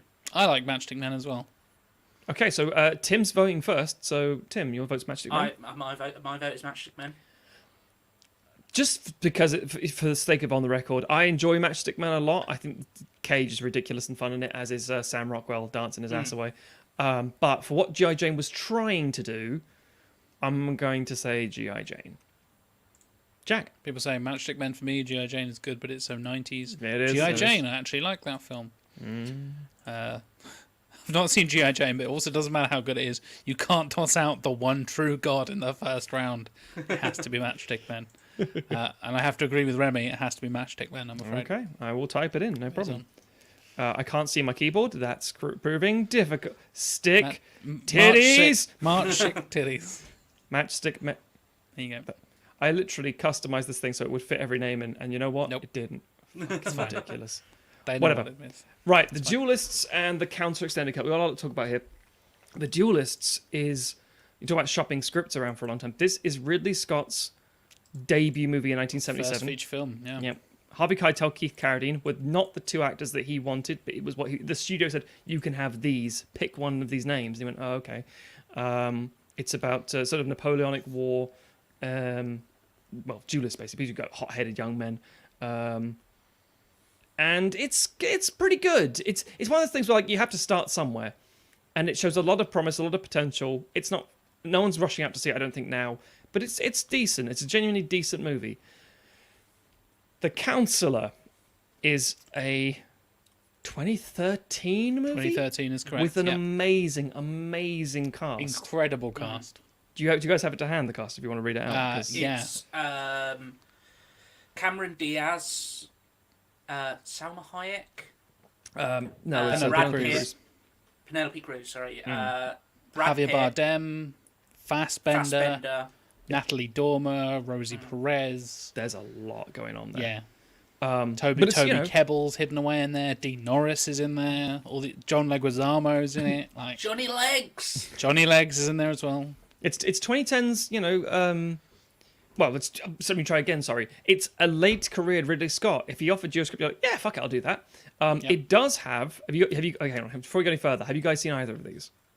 I've seen The Counselor, yes. I've not seen either. Duelists. So, Jack, you saw the regular cut or the extended cut? Do you know? I think I've only seen the regular cut. Okay. I wasn't aware there was another cut at the time, so I That's assume fine. I've just seen the normal The extended cut actually makes it make a lot more. It doesn't make it good. It actually makes it make a lot more Yeah, I sense. thought it was we should point fine. out, Ridley Scott has 25 films to his name, so this is the worst of his films according to IMDb. Yeah, not necessarily wrong. I disagree. disagree, I would say, but Ooh, yeah, we'll come back to that. we'll So, talk about it long. the council has a scene where Cameron Diaz spreads her. Oh, no, sorry. Javier Bardem recounts a story about being in a Ferrari where Cameron Diaz steps out of the car and says, "I'm going to fuck your car," and does the splits on the windscreen and grinds all over the screen. And he's just going, "Oh." And then Michael Fassbender just calmly says, "Did she come?" And I'm like, this is a film. Straight in from Andy. The counter is forgettable, the cast was wasted, so the duelist, as it was a good debut as well. Interesting choice there It's from very solid logic. The interesting thing, the reason I watched the counter at the time, because I was like, I already knew Ridley Scott was hit and miss by that point. I was seasoned in my love and hate of Ridley Scott. But it's written by my boy Cormac McCarthy. So I'm like, oh man, yes, Cormac McCarthy, amazing cast, directed by Ridley Scott. What could possibly go wrong? Plenty of things, it turns out. Cartel and diamonds and money being Lots of scandals bank and heisting and stuff. And one terrible decision ruining everything. There's a lot going on that could be promising, except at the end you just go, oh, yeah. So I think it's me. The one thing I first. know in the councillor's favour is that it serves as an excellent example of why Natalie Dormer should play Emma Frost when Marvel gets Get around to it. the X-Men. I don't have a problem with that at all. I think it's a solid shout. Good Sign me casting. up for that. Yeah, it's me first, isn't it? It's me first. I'm going to say The Duelists for the exact same reasons that were listed in the comments by Andy Steen. It's a debut. It's a solid debut. He tried to get this thing around at a time when people weren't doing period films except for Kubrick, and it's solid. It's a good platform. It's you got to start somewhere. It's a good way to start. So The Duelists from me, Jack. I don't particularly like The Counsellor, and I haven't seen Duelists, so I wonder if this is one that might have to go to the chat. Entirely fair. I'm not sure. Tim, what's your thoughts? I haven't seen either. Yeah, So- sorry, of course, yes. So we do have to go to the chat. So you guys control where we're going with this. You're up against me. So we've got one vote for the Counsellor. No, sorry, one vote for the Duelists again from Andy. And we'll get some more chats coming through Yeah, in a we'll wait second. I feel like for the this delay. is probably going to be one where a lot of people haven't seen one or Either? both of them. Yeah. That would be Yeah. the problem. Yeah. Spam the chat now. We sit silently and patiently as the lag goes Yeah. through. Or everyone's left. It's all that possible. Or everyone's left. I We've I still think got that- same I think- people watching, apparently. I think that's the extent of people who've seen it. Yeah, There, I yeah. haven't seen either one. Yeah, that's fair. yeah. Well, we have two I votes haven't for. even heard of either of these. That's good. That Me shows what we need to Yeah. know. The Duelists is then, in my opinion. Yeah. Yep, The happy with that. Duelists. Even Cool. JFC hasn't seen them either. And we're There you scrolling down. A Good Year versus Legend. Someone else want to take over the hosting of the stuff, or do you happy with me to carry on? What do you want to... You host it, Matt. Go for it. Yeah, Okay. We'll chip in So- with fun facts and and you're, trivia. Sounds also, good. you're the person who's seen all of them. So That's a very valid That's point. very good. Very That's fair. valid That's point. fair. Chip in's an interesting fact. I got a hand job at a cinema watching this movie. Thank you. I don't know which of us sounds like that, but there we Ah, go. yes, in 1977. In my former life. Right. So, A Good Year, 2006. It's a film, I believe, based on a book, starring Russell Crowe as an English banker bastard who goes out to see his, I want to say uncle, lives in the south of France. Different times when you could just drive to the south of France. And I don't mean just pandemic shit. Anyway, so he goes out there, gets a sample for the good life of, growing wine. The villa's gone to shit. It's been left to him in his will by his dead uncle, whatever. He's all very flustered and so on and so forth. But, because he's driving on the other side of the road. Oh, English people. Played by, Russell Crowe. And, yeah, Marion Cotillard's in it as well, about how there's a whole, cutesy romance that has no chemistry, in my opinion. But there are some really nice scenes. It's relatively well shot, so it's a functional movie. On the other hand, we have a really weird one. Early Ridley Scott, 1985, Legend, starring a very, very early Tom Cruise. It's one of his second or third films at this point. It's 23 years old. Speaks in a very high-pitched voice. It's very weird, very softly. Until he does his screaming later in the movie. So Legend is a fantasy movie through and fucking through, and it's not based on anything as far as mine. Not based on a book or a tale or that. It's just some weird shit, It's isn't very kind of kitchen sink. Like, we'll draw a bit from here and a bit from there, Yes. and we'll muddle it together for our own purposes. Entirely. Sort of. I think this was maybe Excalibur did okay. The studio was like, well, let's do something else like that. I guess. There's already some bias in the chat going for Legend. We have Legend. Legend is, I think, a very cult hit sort of Mainly thing. because though, Elf, Tom Cruise, and Curry Devil, which means, by the way, Tim Curry plays a character called Darkness. Yes. He's basically the devil. Yes. It got an Oscar for, I think, or no, Oscar nod at least. I don't know if it got the actual win, but nomination Curry Devil is amazing. for Can't vote against Tim Curry. I always kind of like Legend. A lot of these seem to have Russell Crowe in them. Yes. Yeah. They do, Xenos. Yeah. Directors always do that. If you have someone you like working with, they'll keep You've got working with favourites. them. Yeah. Yeah. Russell Crowe, apparently a bit of an arsehole, right? Apparently, says Ridley Scott. So Yeah. Yeah. They Works they out. arsehole Makes well sense. together. yeah, the Geordie and the is he Australian or is he New Zealand? He's Aussie. Okay. Anyway, so Legend Goodyear. Jack Spot Have you seen either of these movies? I've seen Legend. I've not seen A Good Year. But the Tim, idea of a Russell Crowe-led, Ridley Scott-directed rom-com makes my skin crawl. So, There is a scene where, to get a sample of the good life, the simple life, Russell Crowe is working in Marion Cotillard's family restaurant and puts on a French accent and tells some American tourists if they want ranch dressing, they can piss off to McDonald's. And everyone claps. And I'm like, all the French customers know that he's English and speaking in a terrible French accent. I don't know why they're clapping him either. So it's one of those sort of airs. And then Marion Cotillard looks, I'm like, oh, he's got something going on here. It's like, what the fuck is this movie? So yeah, Tim, have you seen either of them? Did you say? I've seen both. excellent. I think I rewatched Legend recently, the other day, in fact, in Wow. preparation for this, because I hadn't seen Sure. it in ages. And so my memories of it were mainly how amazing Tim Curry looks, and that Mia Sara, especially in her kind of evil form, gave me some complicated feelings as a young boy watching. Some Resident Evil 8 feelings. Yeah. I think A Good Year is a better made film. I think you can tell that Ridley Scott's been making films for a lot longer. He's got, 18 years of experience Yeah. between the two, so that kind of makes sense. But I think Legend is better. It's more interesting.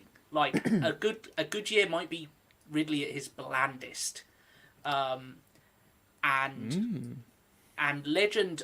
There's a weird because there's some weird connective tissue between Blade Runner and Legend, mainly in the form of unicorns.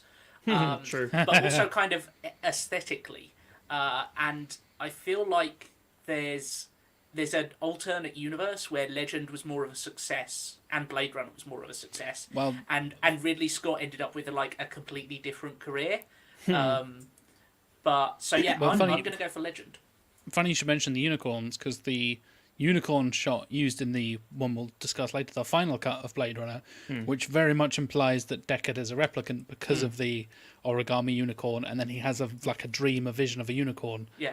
That shot is literally from Legend. Yes. Yeah. It is Yes. literally the Yes. shot of the horse with the horn strapped to its head from Legend. Yes. Yeah. Yeah.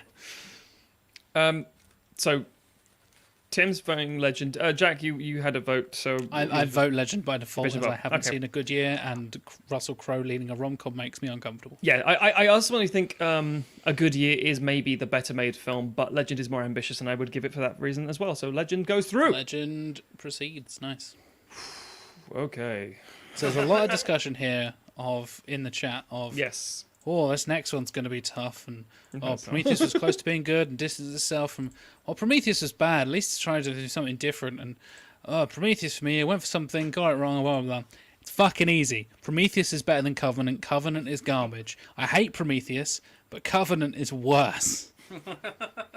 Tim, have you seen both of these movies? I famously from when we Yes. did this, and when I sequelized it or prequelized it rather, have not seen Covenant beyond some clips and stuff. Have you seen that now? Though? Have you rectified that? I have not rectified it. I'd say Don't rectified bother. like you should watch it. Yeah. Okay, so you still haven't seen. That's fine. yeah. Not seen Ridley Scott's 21st best film. You're missing out on the fingering. Yeah, do the fingering. I put sex in my prequel, so you know. That's where Double Horny Tim big comes dick from. energy from the two Davids. I mean, I think obviously we did the commentary on Prometheus, and I think everything we said there holds up in that it still looks really, really good. And there's still moments where you're like, I can see what you were going for here.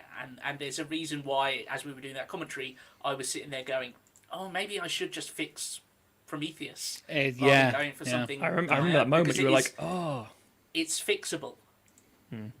It's not. It's still not good. Yeah, but it's close. But it's close to being good. Whereas, from everything I've heard, I know some people who defend Covenant. I know Patrick H. Willems on YouTube is a big defender. Famously so, yeah. Yeah, they're wrong. But having not seen it, I cannot vote for it. But I think Prometheus has interesting things going on. So Fair. Prometheus it is. No, I'm sorry, I cannot vote. Alien Covenant has actually some really interesting directorial stuff. It looks in some really cool. When it works well, it works well. It's got some genuine, like, tense horror stuff that calls back to original Alien quite nicely as well. But then it's also got the alien going, and then a tiny alien coming out as a little fully formed xenomorphy sort of thing, and then Fassbender just going, hello. I'm like, nah, we're good. Also, considering it was the open end of Prometheus, it could go so many places, and then all those places were seen in a flashback. And you're like, yep. Oh, okay. Well, we're done here, I guess. So we're going on a big, like, globe-trotting, space-hopping, cool adventure across the... Nope. no. Oh, okay. Oh, if anyone wanted to know, 2012 and 2017. It was... Yes. There's actually, I think, there are 2 separate years where Scott released 2 films in that year, which was when we say, like, with Sequelisers, we can't get that person, they're kind of busy. Sometimes you can. So we're ready to go on the right side of the bracket. Take us over, Matthew. Come with me, everybody. It's like the Crystal Maze. Nope, just delete Off all to the the text. industrial zone. Here we are in the industrial zone. Oh, I should probably up my bald head and get a harmonica. Mumsy. Okay, right. Okay, on here we've got some interesting shit. Hannibal 2001, sequelized by ourselves. It's By fine, Jack? but not good. Yes, Yes, Jack had a fucking great fix. If you haven't heard our episode Thank for the Hannibal episode, Jack's pitch was very, very good. I should also point out one of my, like, poured my heart and soul into it kind of pitches. I should also point out that Tim's Prometheus pick was also his pick was really, really fucking good as well. So Very sexy. I didn't remember that. It was very, very That was sexy. the origin of Horny Tim, wasn't it? It is the It was. No, It the origin was. of Horny Tim is your puberty Tim. 5 years ago. Right, so Hannibal 2001, sequel to Silence of the Lambs, with only Anthony Hopkins returning. Lots of positives, lots of negatives will come into it. White Squall, film a lot of people don't really know about. 1996, based on real events, starring Jeff Bridges and a bunch of boys on a boat. And a court case. It's kind of A Few Good Men in a weird way. It's like, a tragic incident. But, here's my way of describing it. The Few Good Men court case with a bunch of flashbacks to a boat via... oh no! In the episode, we'd say, guys, I want to the edit. I'll come up with this later. But I've forgotten exactly what I was going to say as my example. Piss. Oh, It doesn't there we go. matter. It's come back to me via whiplash because it's a very overbearing male person saying, "You're going to do it my way. I'm going to shock you and scare you out of your either rebellious stage or your insecurities. I'm going to shout at you to be good, basically. The same way that in Whiplash, J.K. Simmons does it in a very... It's everyone... Whiplash is a great film, which we're not talking about. Except the fact the end of the story is like, and that was a good thing to do, right, guys? Because he did the solo. It's like, no, that's abuse, is what that is. Yeah. White Squall is full of that shit as well. Abuse is fine if you get results. As long as you win, it's okay. I feel like the people who take that message from Whiplash are the same people who watch Wolf of Wall Street and go, so being a banker's cool. Yep. I can't wait for the Snyder Cut. Can't wait to invest in GameStop. No, they're good. They're trying to take down Wall Street. Yeah. I know.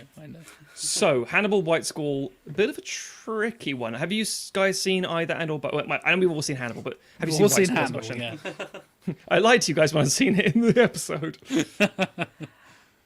I've not seen White Squall, I'm afraid, no. I have seen bits of White Squall. I saw it a long while ago on TV, and I mainly just remember the boat parts, and then quite possibly changing the channel during the court stuff. It's not a I ringing basically see endorsement, Tim. Jeff Bridges shouting someone up a rigging. But but Hannibal in a lot of Hannibal's so almost like a parody of itself in certain parts. Mm. And I remember quite liking the bits that I do remember from White Squall. It feels like a proper 90s court drama-y kind. It's like A Few Good Men's a good Yeah. example. It's like it's sort of very of Sorkin-y its kind of. time. Oh yeah. Yeah, I'd be tempted to give it to White Squall just because Hannibal has some deeply stupid parts in it. Okay, then. It's me next, and I'm going White Squall as well. I'm afraid. I think enough, there we it's problematic, and it's. If someone said we're going to watch one of these films, I'd say, I'm more interested in seeing White Squall at this point. I haven't seen it in a while, that kind of thing. And Yeah. it holds up a bit better than Hannibal with its frustration. I mean, yes, Hannibal has a great scene with a big old brain in it. That's fucking great. But then you got to sit through a lot of bullshit. So, Jack, for the record, would you have... A lot of fucking Florence. I said I haven't seen White Squall. Oh, I know, so, but would you have, yep. would you have pushed so hard for Hannibal to try and tip us over? Absolutely not. I wanted to Okay. fix that film. Yeah. So White Squall goes through. Fair Nice. enough. Christian epic showdown. Okay. Kingdom of Heaven. Boycott. 2005 film. I think it's like 30% Rotten Tomatoes. Really bad. Ridley Scott wants to make a 3-hour plus movie right out the gate. 3.5 He hours succeeded. movie. Yeah, about the Crusades. And he wanted to do it for some of the really interesting reasons, in my opinion. He was like, what are you going to do? Well, everybody is going to basically religious war at this point, post 9/11. Obviously, there's tensions between Christian and Muslim. I wanted to make a Crusaders film for so long. This feels like the perfect time to do it and show both sides as, interesting, enigmatic leaders and opportunistic wankers. And it doesn't take much. And this holy ground is shared by everybody. There's so much common ground, blah, blah, blah, blah. The production design's amazing. It goes through so much. And the studio says, right, we want a 2-hour 20 movie max. Can you cut most of your movie up? Ended up being And- 224 as the theatrical cut. That's shocking. And the thing is, Kingdom of Heaven, I'm fucking saying this, and I might come into a bit of trouble with this later, is a fucking good movie. I think it's one of his best movies. All 3 hours and 14 minutes of the director's cut. Specifically for that reason. Yeah. And I'm not picking right now. I am past pick, but I won't pick just yet. And it's so, because there's so much going on in terms of there's literally it's called the Boy Cut because there's an actual character who is played Eva Green's character. She either has a child or doesn't have a child, so she gets really sad at one point for no reason. In In one cut, and it's like, okay, so it bombed it was terrible, did very badly. It was a mess, and so I know it's long, but on a budget of $130 million, Kingdom of Heaven made just over $200 million. yeah, that which is is not not good good. for them, but it's money. In contrast, Exodus. Exodus Gods and Kings was around $150 to $200 million budget and made $260 million. So Yeah. equally bombed.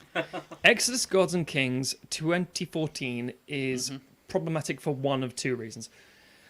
It was trying to do a reignition of swords and sandals like he did with Gladiator previously. Go back to biblical epics, which are a huge part of Hollywood history, especially in the 50s and things, and 20s and 30s and silent movies as well. The biggest problem with this movie, and also, I have two problems with it personally. Problem number one, as a critic, I was like, you're trying to do a grounded, well, hang on, if we're going to try to work through the story of Exodus, the idea of Moses and the Pharaoh and leaving, parting the Red Sea, yada, yada, yada, all that stuff, he wanted to present it as if it was a realistic thing that happened and rationalize it with science. So why is there a plague of flies and boils? Well, obviously got boils because there were flies. We get infected. Why were there flies? Because we're decomposing carcasses of thrashing crocodiles, which cause the nard to turn red in a certain area. It's like, okay, that kind of works, kind of. But then it goes, and then what about the parting of the Red Sea and stuff? Is like, well, a comet would have hit, which would have brought this is apparently potentially scientifically accurate. Allegedly, it was all been researched. It's interesting. There is a problem. There is a shaking his head up there. big problem with it. All these motherfuckers are white in 2014. With the whitest Egyptian men ever. Yeah, and Said by John. I think it Who are was you John going to play Edgerton. Moses? Oh, I don't know. Welshman, Christian Bale. Who's going to play Ramesses II? Joel Edgerton. Joel Edgerton. Everybody's favourite actor. That charismatic Middle Eastern Yeah. / African man. Charisma vacuum Joel Edgerton. Fuck me. I like Joel Edgerton.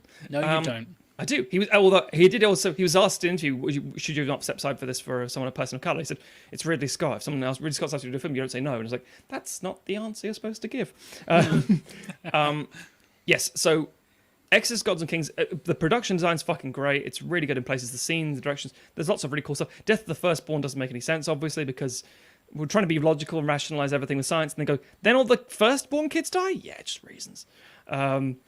So.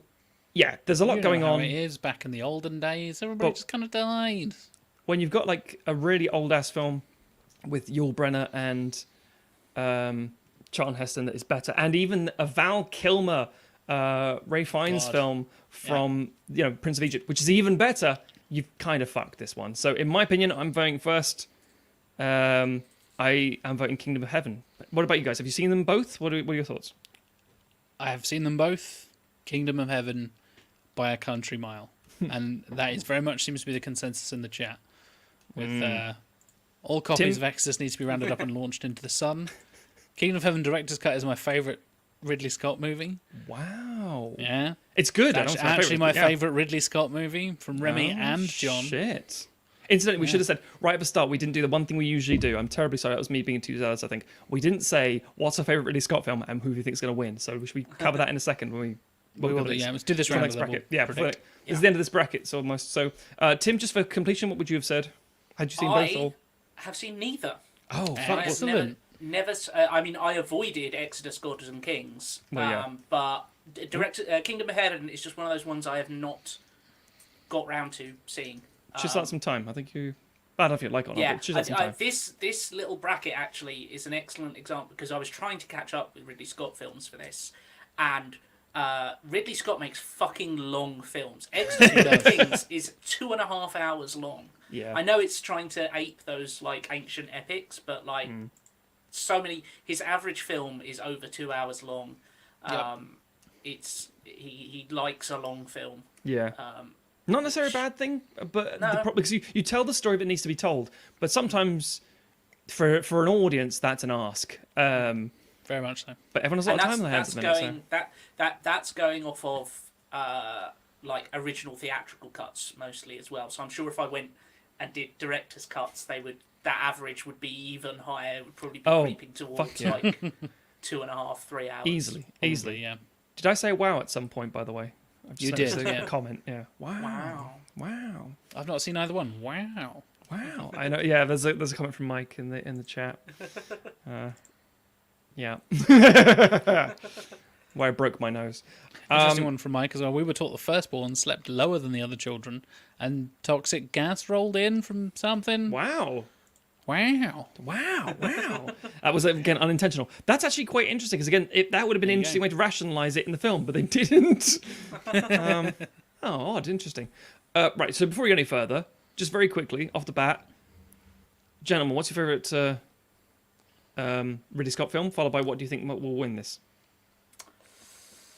I think Alien is my favourite, and I think it might win.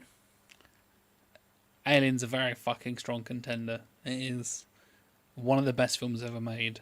But I have to pick Blade Runner as my favourite.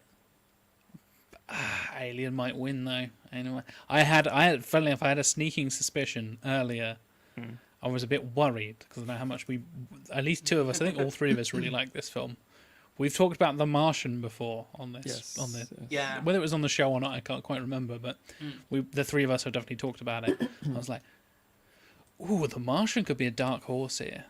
It could really sneak in. But yeah, I would.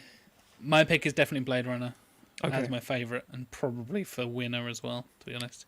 My favourite is Alien, and I kind of think the Gladiator is going to win this. Interesting. But we'll see. We'll see what happens. We'll see what happens. That kind of affects our We'll judgment. see how the brackets ring out, shall we? Yeah. To the bottom. Quarter. Yeah. The Delta Quadrant. So, All the Money in the World, 1492 Conquest in Paradise. Okay, so All the Money in the World is his most recent movie, 2017. Very famously was a film with Kevin Spacey. He didn't want Kevin Spacey apparently, but he was doing one of House of Cards at the time, and he wanted Christopher Plummer. And then he said, with all the trash going on with Or the sexual assault allegations. and Exactly. stuff. Yeah.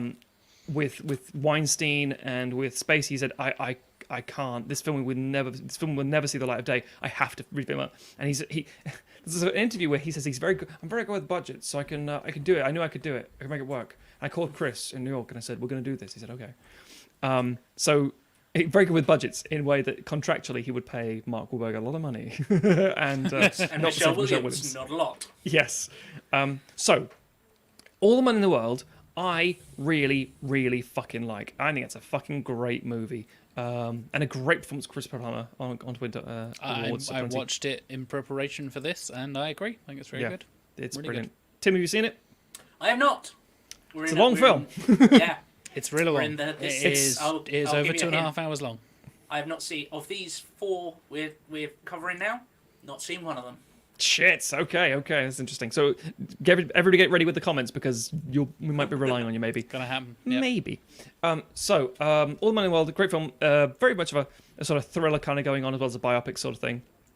But it's a good movie in my opinion.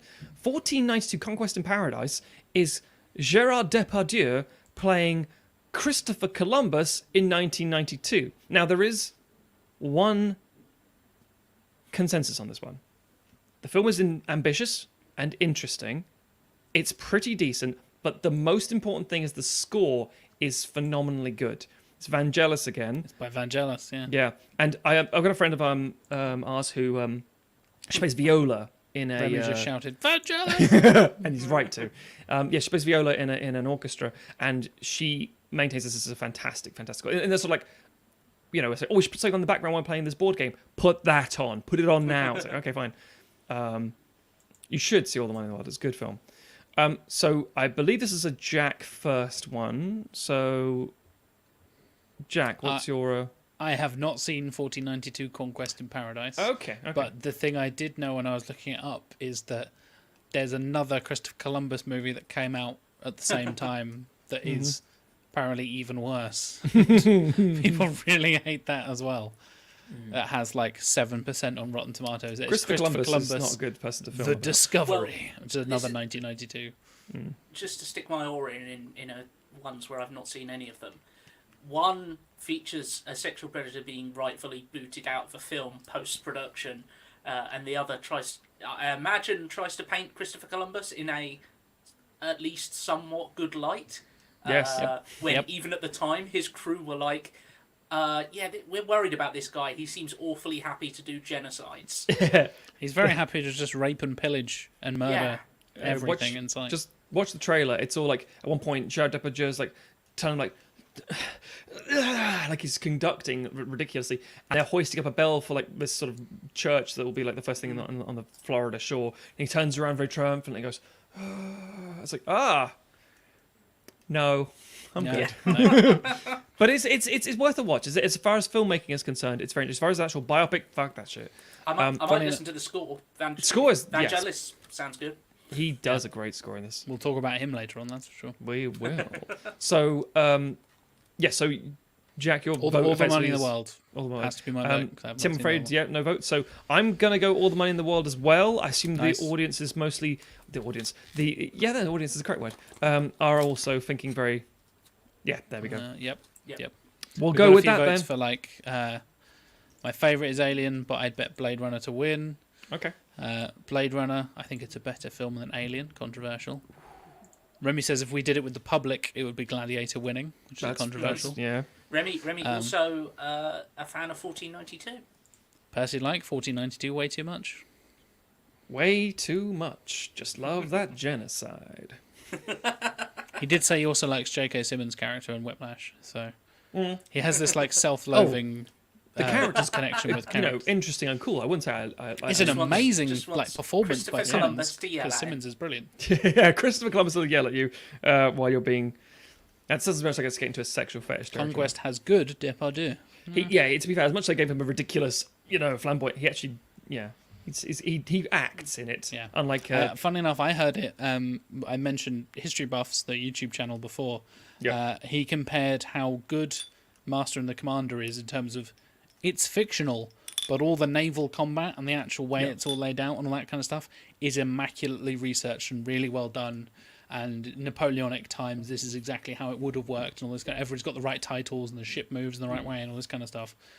1492, on the other hand, is apparently a hot pile of shit and a perfect example of "that's not how that works," to quote Tim. Which makes sense, because he did this 1492 and 1992, then turns around, gets bad reviews about his boat stuff, goes makes White Squall in 1986. I'll show you I know how a You want boat fucking works. realistic boats? I'll kill some kids. You want ancient boats? I'll give you modern boats. It's still a schooner, so it's still got rigging and sails and stuff, so it's still an old boat. Right, so moving on to the last of the Lotto quadrant here. Body of Lies, Someone to Watch Over Me. I think this is going to be a clean sweep, I'm going to just say anyway. So Body of Lies is a very generic 2008 film, very much trying to talk about Leonardo DiCaprio, Russell Crowe again, Chunky Crow. Just getting a lot of work for the role. He would not say that to his face. Very. I would in a joking way, it'd be fine. Very late Bush era. Yes, it's the classic, what are we doing? Why are we doing it? The public consensus very much turning against any form of Iraq war, Afghanistan presence, and like, what are we doing on the ground? It's chaotic, it's mad, mercenary stuff. There's some interesting concepts and ideas going in Super there. Chunky Crow from JFC. I like 'em big. I like 'em chunky. And you like Russell Crowe? I like Russell Crowe. I like a Kiwi, unless he's an Australian. Aussie. He's So, born in New Zealand, grew up in Australia. No, unless Crow got sons. Someone to Watch Over Me. Now, you talk about like good and bad and bland and shit. Have you guys seen Someone to Watch Over Me? I have not, no. No. Right, you wouldn't make half the comments you'd make unless you've seen this fucking movie. Someone to Watch Over Me came out in 1987 after he did Legend. I want to say it's Tom Berenger. It's It is, a yeah. really flat film. I am desperately trying to remember half of it. I remember the shots being so boring. Two female roles. What's her It's face? described From as a romantic crime thriller. Goodfellas and Sopranos is in it. I forget what name. Mimi Rogers? Yes, probably. No, maybe. Lorraine Is, Blacko? that's it, Lorraine Blacko. Yeah. The point is, it's not good. And I'm going to like override everybody else here if everyone say this. I don't think anyone's going to like this one. If you watch a trailer for it alone, it does not have any distinct personality to it in terms of Ridley Scott. It doesn't feel like anything other than just a made-for-TV movie that looks like just a bit of a mess. So for me personally, Body of Lies. Oh, no, I'm not rep first, but yeah, over to you guys. Sorry. I watched Body of Lies specifically for this thing and quite enjoyed it. But I've not seen Someone to Watch Over Me. So I go Bodies for like that. And he says Body of Lies coming a couple of years after The Great Departed, where Leo was on a bit of a run there. Leo elevated Body of Lies. I would agree with that. Leo was on a crest, and I think they helped Body of Lies. And Xenos, in classic Xenos fashion, I've not heard of anything you guys are talking about. That's right. This whole bracket over the side here is like, ugh. Yeah. So, yeah, a big Body of Lies. Tim, do you have any lies? I Obviously, have hadn't no seen, real but opinions. It's interesting just kind of covering this side and getting to the end of our kind of first round of Scott's filmography. I'm going to zoom out for I everyone. don't think he does human relationships particularly well.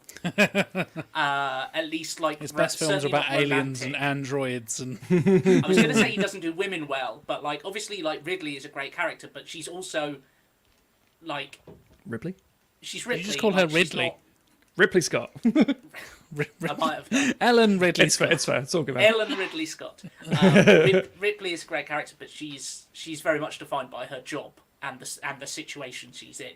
Yes. I don't think Ridley Scott has a particularly good sense of like how humans who like each other Yeah. act. He does humans reacting to other things well, but not to each other. That's well put. Better than Nailed I it, Andy. stumbled through. That was a good phrasing. Yeah. Okay. So we've got our exterior brackets. We're now on to some of the big heavy hitters coming in. Whew, let's do a bit of a zoom, shall we, gentlemen? So Okay. this is not quite the quarterfinals yet. This is the Sweet 16. Still qualifying. Yeah. This is the actual fucking bracket. Now we've got through. Yeah. I mean, it's going a little slowly for my liking. Right, Gladiator versus Black Rain. The Gladiator 2000 brings back swords and sandals in a big way. Lots of huge pioneering cinematography stuff, lots of visual stuff. It doesn't go for a necessarily realistic Rome. It goes for a very stylized Rome. Launches It won Crow's career. 4 BAFTAs, 5 Academy Awards, Yep. including Best Picture, Best Actor, Best Costume Design, Best Sound, and Best Visual Effects. Yeah, It's everybody's loads of dad's stuff. favorite film. And I must confess, we're going for the theatrical cut rather than the 3+ hour director's cut here because, again, I don't think most people have seen the director's cut. It's still 2.5 hours long for the record. Oh, fair. Still the theatrical cut is like 2:35. So you know. Yeah, it's still a long bastard. I really like Gladiator. Now, I think in the same way I like Knives Out. I liked it because it reminded me of other films. And that pissed off a lot of people. Obviously, Oliver Reed's final movie and stuff. They did a lot of things there. But, you know, if you talk about like having to digitally put Christopher Plummer back in certain places over Kevin Spacey, having to put a dead Oliver Reed into certain scenes later in this film was a fairly new thing to do, and did it quite well. In fact, and it was kind of a novel thing. So let's say I think Jack is up first for voting. But you guys want to talk about your opinions of Gladiator, if at all? I rewatched Gladiator fairly recently, independently of this thing, as I watched it like late last year. Of your own probably. volition. I know, right? And I enjoyed it, but it doesn't. It does feel very 2000s in quite a few ways. I don't think it's aged particularly well, but that is true for many films. That's the past. But I think overall it is really good. Joaquin Phoenix is fucking amazing. Yeah. It's one of Russell Crowe's best performances in my opinion. And there's some iconic scenes and some incredible, like the chariot racing and the gladiator battles and all it sort of feels really gritty and hefty and realistic and also full of pneumatic tanks in the back of chariots and stuff. There's a lot of goofs and stuff, famously, because it's such a huge production. And Kurt Angle. Yeah. It's got a wrestler in it, so... It's got a wrestler. Basically, what I was trying to say is, it's got a wrestler in it. I have to vote for it. Are we certain that Black Rain has no wrestlers in it? Are we certain I that, wouldn't say I'm absolutely Roddy Piper confident. doesn't show up in Japan. I'm looking at the. There are a lot of Asian cast, or is it Japanese casting? There may be somebody who was actually a wrestler that I might have not been aware of at the time. Japanese actor? No, Japanese actor. Just double checking. So while Jack's looking, Tim, No. what's your Gladiator opinions? I found Gladiator a little overhyped. I didn't see it in the cinema. I think it is. I waited quite a while to see it because it didn't. It wasn't one that naturally appealed to me. But I can recognise that it is a well-made film. Fair. And I think there are some very good performances in it. So I obviously can't really compare it to Black Rain because I haven't seen it, but I'm happy to give it the nod through because I think it is very well made. An accomplishment, I think certainly from my point of view, I think it's going to struggle in the next round, depending on what it comes up against. So, there's quite Jack's a few. up first vote. Oh, we'll put the comments. Before we get to the vote, we'll go to the comments. Yeah. Yes, please. Yeah, sorry. Goddamn, Joaquin was good in this one. Correct, Remy. I agree. Andy controversially picks Black Rain. Gladiator was nothing, and the consequence made it worse. I think that is very common for some of these big films that make it like just part of pop culture. We've talked about spoilers and stuff along similar lines where they're just ingrained in your knowledge by default if you were alive at the time. And the father to a murdered son, husband to a murdered wife, general of the armies of the north, all that kind of shit. And are you not entertained? And all that kind of stuff is such a like, oh, it's been done on Family Guy 100 times. Great. That kind of thing that I think a lot of people do get tired of Gladiator. It's like, oh, it's Gladiator again. Yeah, all right, we get it. It won all the Academy Awards. It's fine. Which then indicates we took this one when during our Oscar special. The Oscars are a big pantomime of nonsense, but they do dictate to everybody else what to do. So Parasite winning was important. Gladiator won. Suddenly, there's loads of like period sword and sandal sort of things coming out. Like, what can we fucking get out now? And Hans Zimmer's score with that choral element and things started influencing a lot of stuff trend-wise, and then the same thing with the cinematography, a lot of stuff influence-wise. So it depends what we're grading on, really, because it's a case of is it quality of film, impact, personal opinion, preference, and the truth is, because there's no with human bias, we're including all these things in our judgment. JFC hates Gladiator, but knows that it's a better film. I still don't understand JFC. He like loves shit films and hates good films, and I don't fully understand his logic. That's pretty much the definition, I think. Yeah. We'll have him on says, the like show and Gladiator. get to do- Yeah, exactly. I thought the actor playing Commodus did a solid job. Haven't seen it in years though. Gladiator's his favourite of random shout-outs in my games. Bizarre. Classic. Yeah, are you not entertained? Quote. And seeing Gladiator, quite enjoyed it. Rolled some eyes. Yeah, that's pretty much my thing. Quite enjoyed it. Rolled eyes at some bits of it. That's pretty much my experience with Gladiator. So, yeah. Remy's got an interesting question of critiquing. The thing is, stuff like that shouldn't really change your opinion on the quality of the movie. It's very difficult to be closed off from that, though, I think, Remy. It's very difficult to be like I said, I don't like Airplane because I saw all the quotes and jokes before I saw the film Airplane, so they weren't funny for me. So I was like, well, I didn't laugh once because I've heard all these jokes a million times already. So, and Stuart was like, "You don't like Airplane? Why, you whippersnapper little bugger! I'll have your ears You don't off." appreciate the classics, son. Exactly. Yeah. Yeah. But it's Also, a good. JFC is a contrarian. He's a movie hipster. But again, this is, He liked Gladiator before it got signed by a major label. There you go. for Gladiator 2 in the fucking Pentagon. Oh God. Anyway, Right, so yeah, voting time. Gladiator. It has to be Gladiator. Okay. My vote is Gladiator. Tim? I know you I haven't seen vote one, but Gladiator. yeah. I wouldn't push against Gladiator personally, so I'm going to say Gladiator. Gladiator. Oh, well done, Xenos. I'd heard all the jokes before. Surely I can't be serious. Oh, Ah, still a pun. there we go.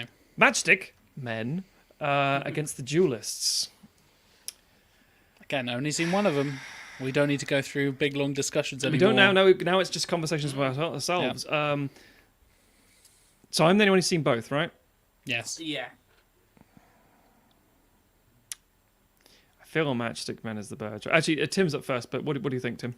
Yeah, I really like. As I said in the first round, I really like Matchstick Men. I've only seen it once, but it really stuck with me. I think Alison Lohman? Yep. is a really underrated actress. I think it's a shame she kind of disappeared. She did She did a bit. she did Drag Me to Hell, and she did that period film with Colin Firth and someone else where they played brothers. But she's not popped up in a lot. She's a and I voice think in it's just- Nausicaa Wind of the Valley. Valley of the Wind, There we sorry. go. Wind of the Valley. Yeah, I think it's a shame she didn't do more for whatever reason. That's fine. Because I think she's really great in that film. And yeah, it's fucking. Yep. It's got Cage and Rockwell. It's got Cage Cage and Rockwell. What more do you need? Yeah, that Matchstick Man gets my vote. I actually agree. Duelist is fine as a film. It's very Yep. accomplished in terms of what is its debut, but Matchstick Men's a fun film, so Matchstick Men for me. I agree. Yeah, And so, yeah. consensus across. Andy Steen, Matchstick, next. There you go. Good enough about There it. we go. Right, Here we go.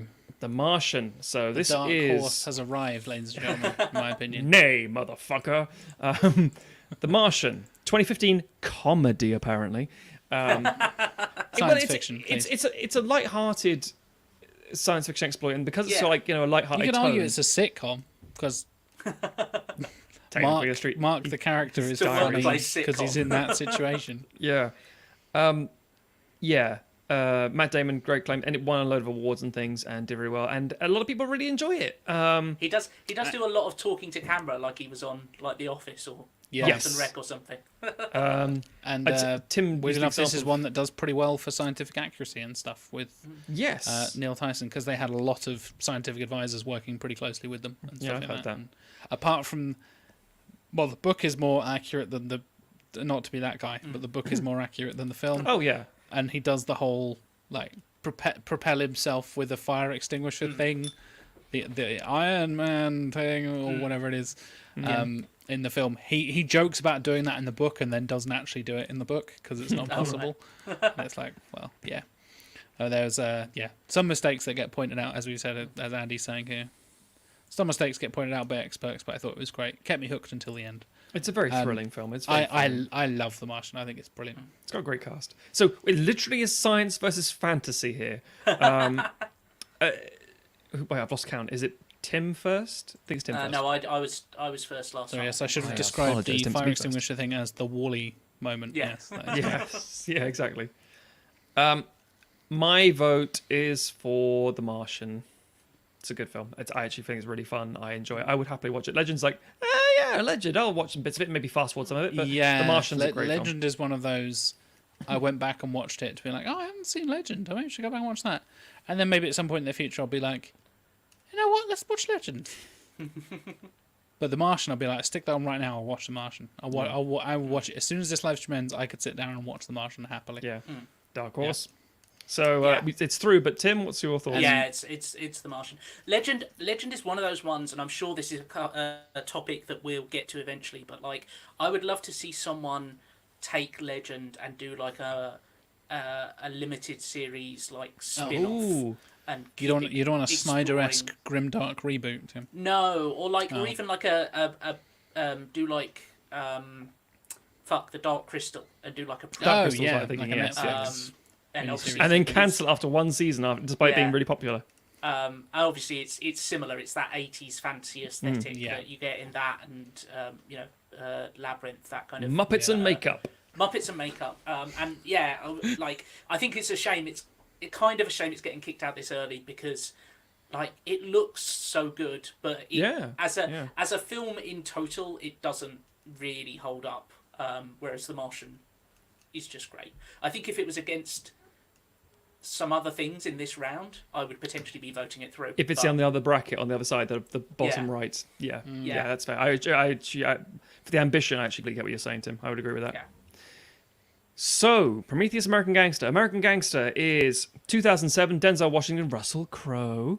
Hello, Russell Crowe. Yeah.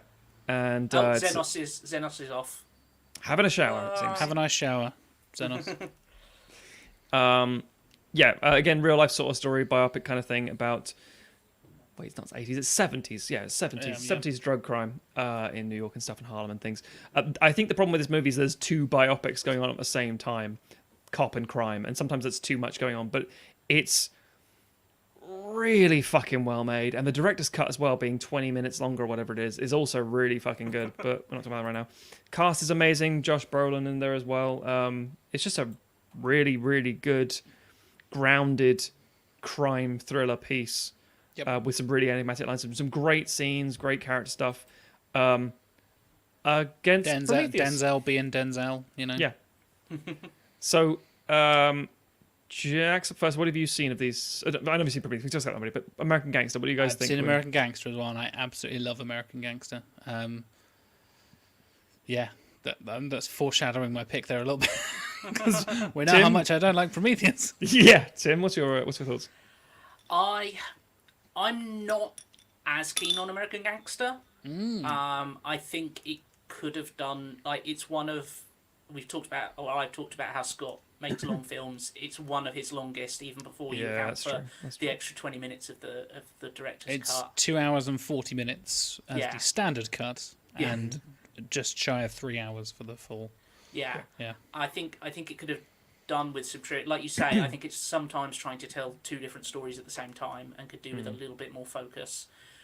But it's one of my favourite Denzel performances. It's probably one of my favourite Russell Crowe performances. Agreed. Yep. It's got Chiwetel Ejiofor in it, who's he's always terrific. Yeah. It's got RZA in it from Wu-Tang Clan. Yeah. It's got a Wu-Tang connection. Idris Elba gets, spoilers, shot in the face. You gonna shoot me, Frank? Brilliant. It's cold as hell. It's awesome. But ultimately, I think its flaws are not as large as Prometheus, which, Okay. Yeah, so with that agreed. in mind, should we do a bit of voting, or should we see what the audience, the crew is let's saying? Let's see saying. what audience are saying, because I think there's some interesting American stuff. Gangster, Denzel Washington is my favourite actor from Andy's team. Fine choice. JFC votes Prometheus. I shall say no more.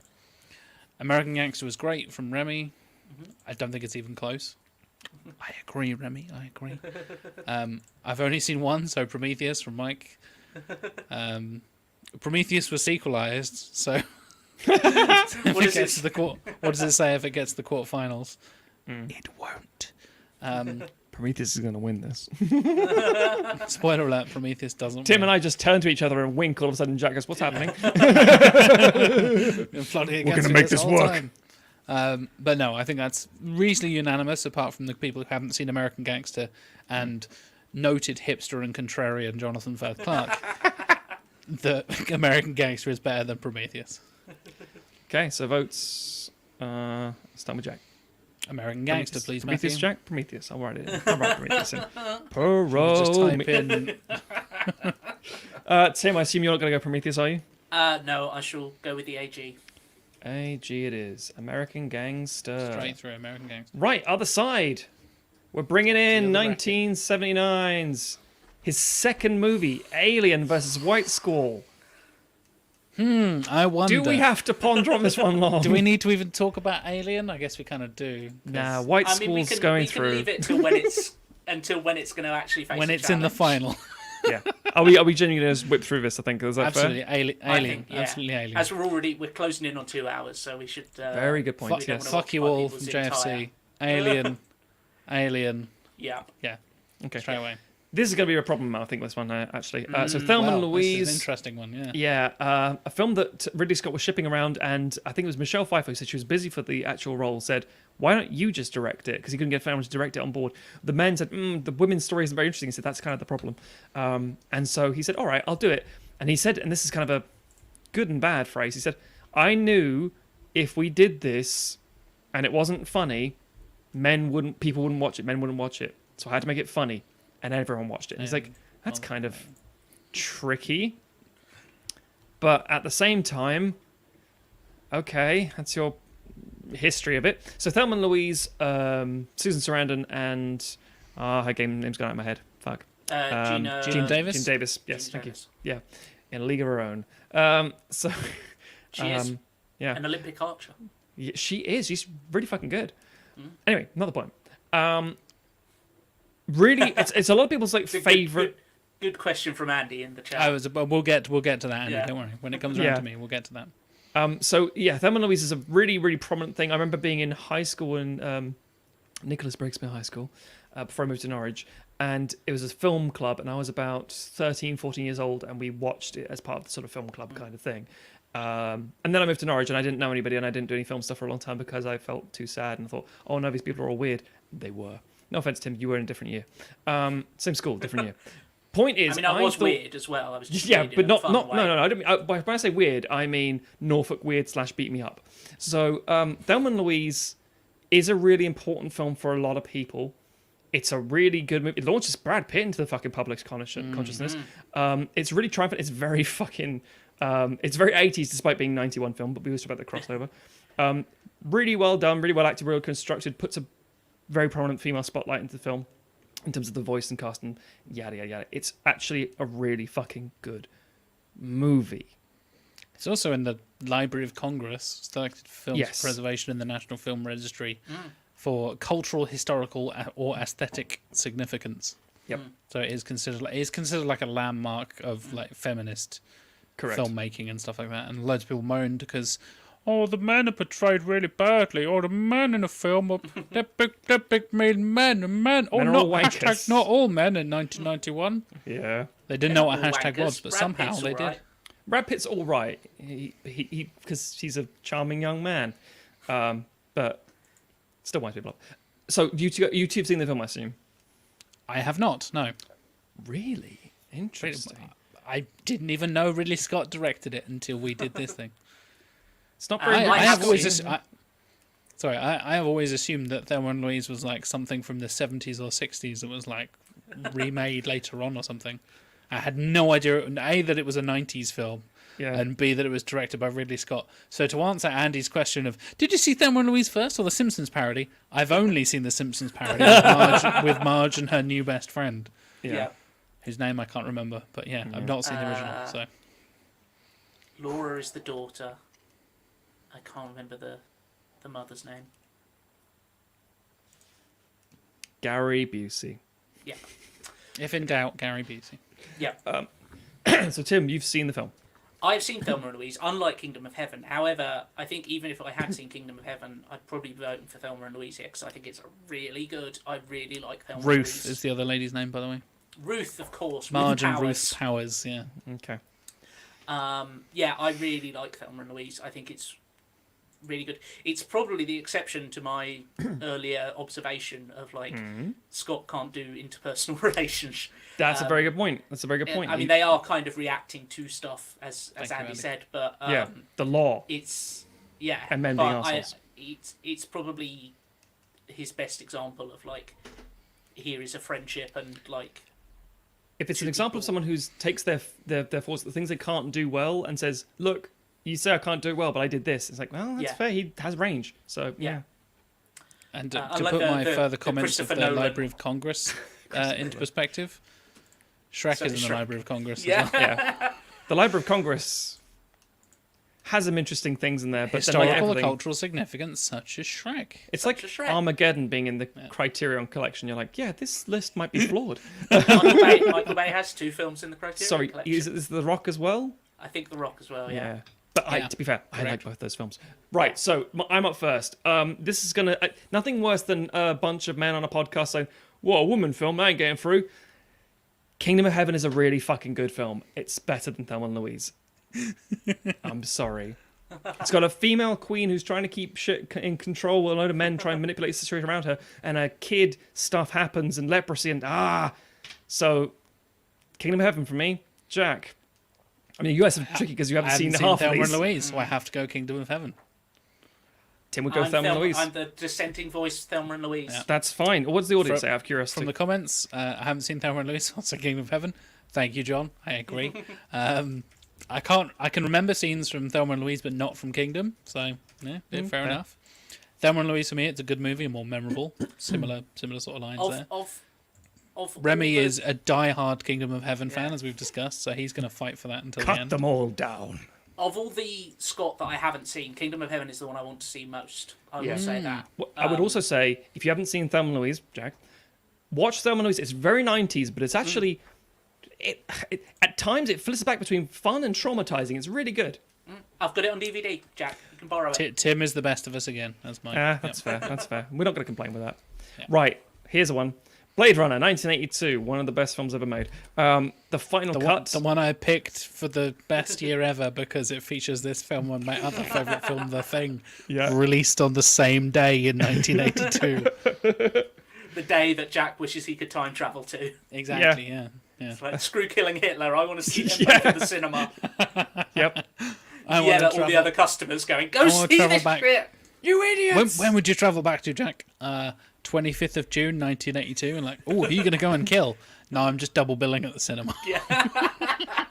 Although, having And said it'll that, only cost me like £3. exactly, but it's a theatrical release of Blade Runner Oh, with a narration by Harrison Ford. So you can talk to That's true. You are going to see a bad film, and people say that was crap. It's like, yeah, but it gets better in a decade, and then another decade, and then a Exactly. decade again.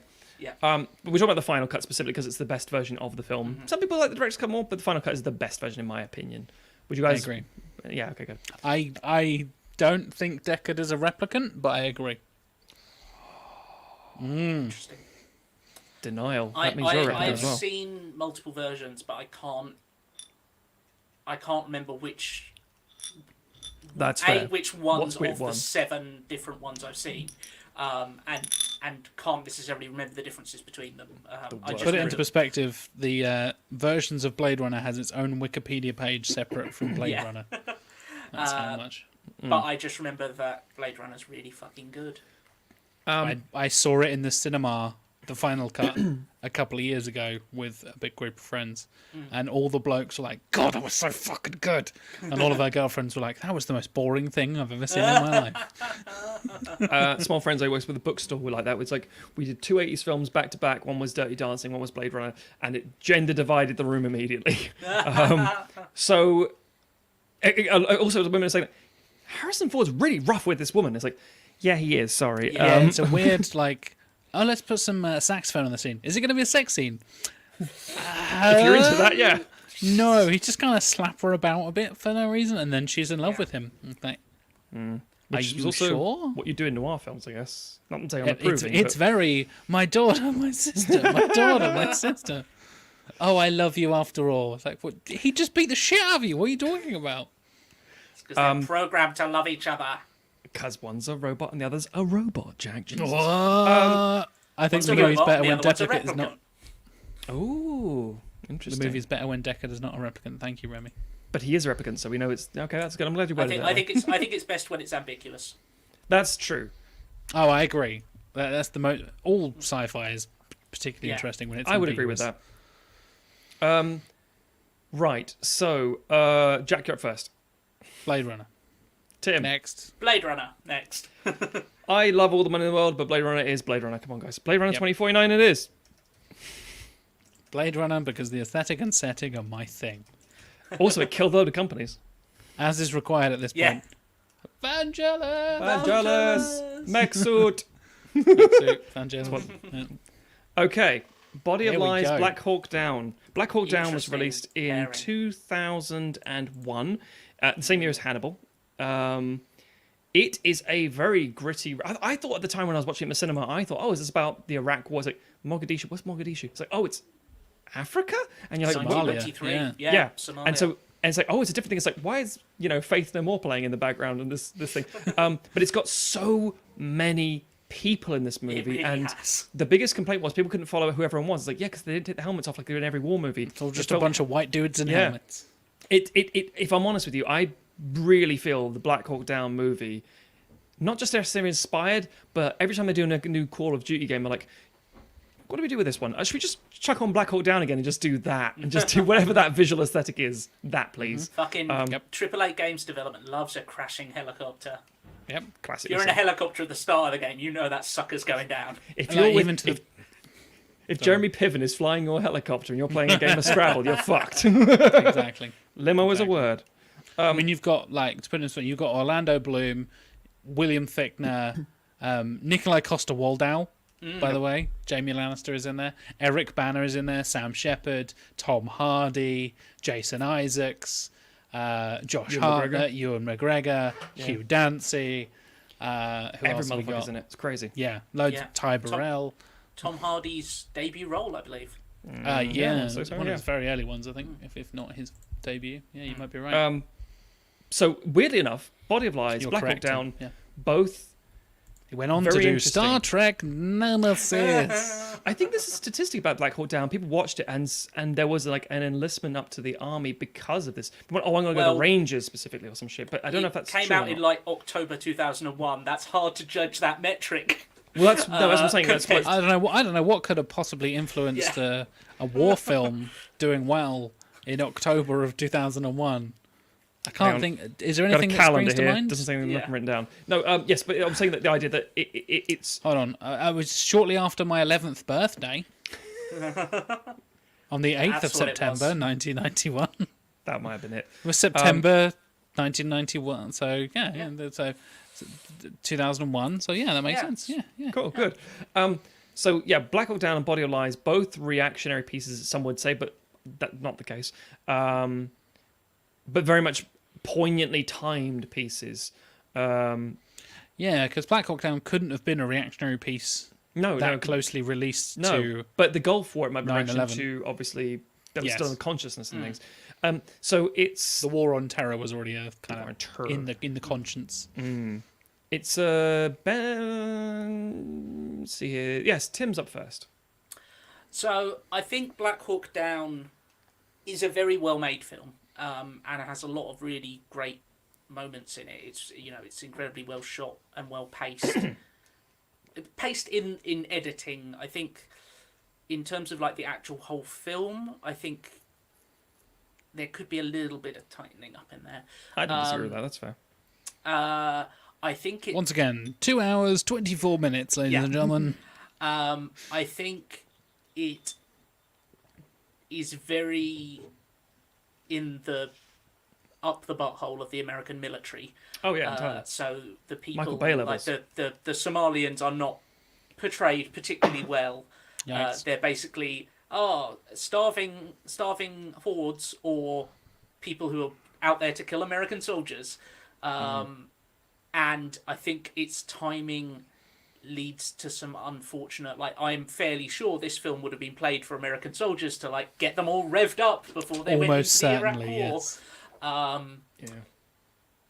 And again, I have not seen Bud Lies, which I'm imagining, based on its timing and everything, has a slightly more critical view of American foreign policy. It mostly does. It literally, Scott, it cuts between Russell Crowe in Washington on the phone being all chunky, and Leonardo DiCaprio screaming about how his agents and his undercover people are going to get tortured and killed, and he's going to get killed. And, you know, he's you don't understand. You're in Washington. I'm on the ground. That kind of. It's more of a reactionary thing. So espionage versus military, technically. Yeah. Kind of. Yeah. I mean, I rewatched Black Hawk Down recently for this, and I do think it's tricky. I think I might recuse myself from this because I have not seen Body of Lies. That's fair. And I can't advocate unabashedly for Black Hawk Down because That's nothing wrong with that, man. some of the problematic things. So Conscientious objection noted. Not with that thing, but just your thing. Right, so my vote is sent to the American military that you do not like Black Hawk Down. I think, in terms of film construction and edited flow and standout moments and so on and so forth and blah, blah, blah, and cultural footprint, shall we say, I think Black Hawk Down has to get it from me. Jack. I agree with you, Matt. I've seen them both, I think, as problematic. The problem is I watched Body of Lies very recently, and I'm maybe seeing Black Hawk Down through rose-tinted glasses, because I remember enjoying it, but I also haven't seen it in a decade. So it's like, I probably wasn't as, like, culturally aware and racially aware as, like, a 20-year-old as I am as a 30-year-old. True. I was like, yeah, good war film. It's really well shot, great cast. End of story. Not like, ooh, I probably didn't even know what a Somalian pirate was back then. Do you know what I mean? Like, this is before Captain Phillips. I had no idea. Education through film. And the Uncharted games, no. But yeah, I'm going to have to go Black Hawk Down as well, I think. That's fair. Right, that makes it nice and clean. Should we see what the fine audience have to say? Yes. We've got people just listing actors that I'd already talked about, so that's great. That's fair. Thanks, guys. Black Hawk Down is ridiculous for that because It's one of the main talking points, yeah. Yeah, so many people. Black Hawk Down is a great movie more people need to watch. Black Hawk Down is a surprisingly good film that still stands up. Body of Lies has aged. Yeah. A lot of 2008 stuff has aged, or sort of around that time. The end of Bush era has really aged. Black Hawk Down takes it for sure. I can't remember anything from Body of Lies, but can remember Black Hawk Down. So yeah, seems pretty unanimous. Fair enough. I find it quite hilarious. There's a bunch of like teens on TikTok who are like listening to American Idiot, going, "Oh my God, Green Day predicted the future." It's like, no, there's been bad presidents before. Oh God. We're now in the quarterfinals, I believe. Yeah. Yes. We This is talked now about every film in quarterfinal theory. action. Now we need to really push it in. Now it gets fucking serious. Now it gets difficult. Because actually, to be fair, Ridley Scott, I like the Coen brothers. A lot of these like, no. We talk about our opinion and our reflection, the whole thing, but also, no, this is not really a contest. So, Gladiator versus Matchstick Men, and I want to say I'm up first. Is that correct? Yep. I think so. It's Gladiator for me. Sorry, that's it. I'm not even going to say anything else. Gladiator. Jack. Cool. Sorry. I agree. Gladiator. Yeah. Tim, I like would you Matchstick push- Men, but I think Gladiator is more significant, and I remember it more fondly. I realise I'm not going to win this, but I think I would vote for Matchstick Men here. I thought you might do.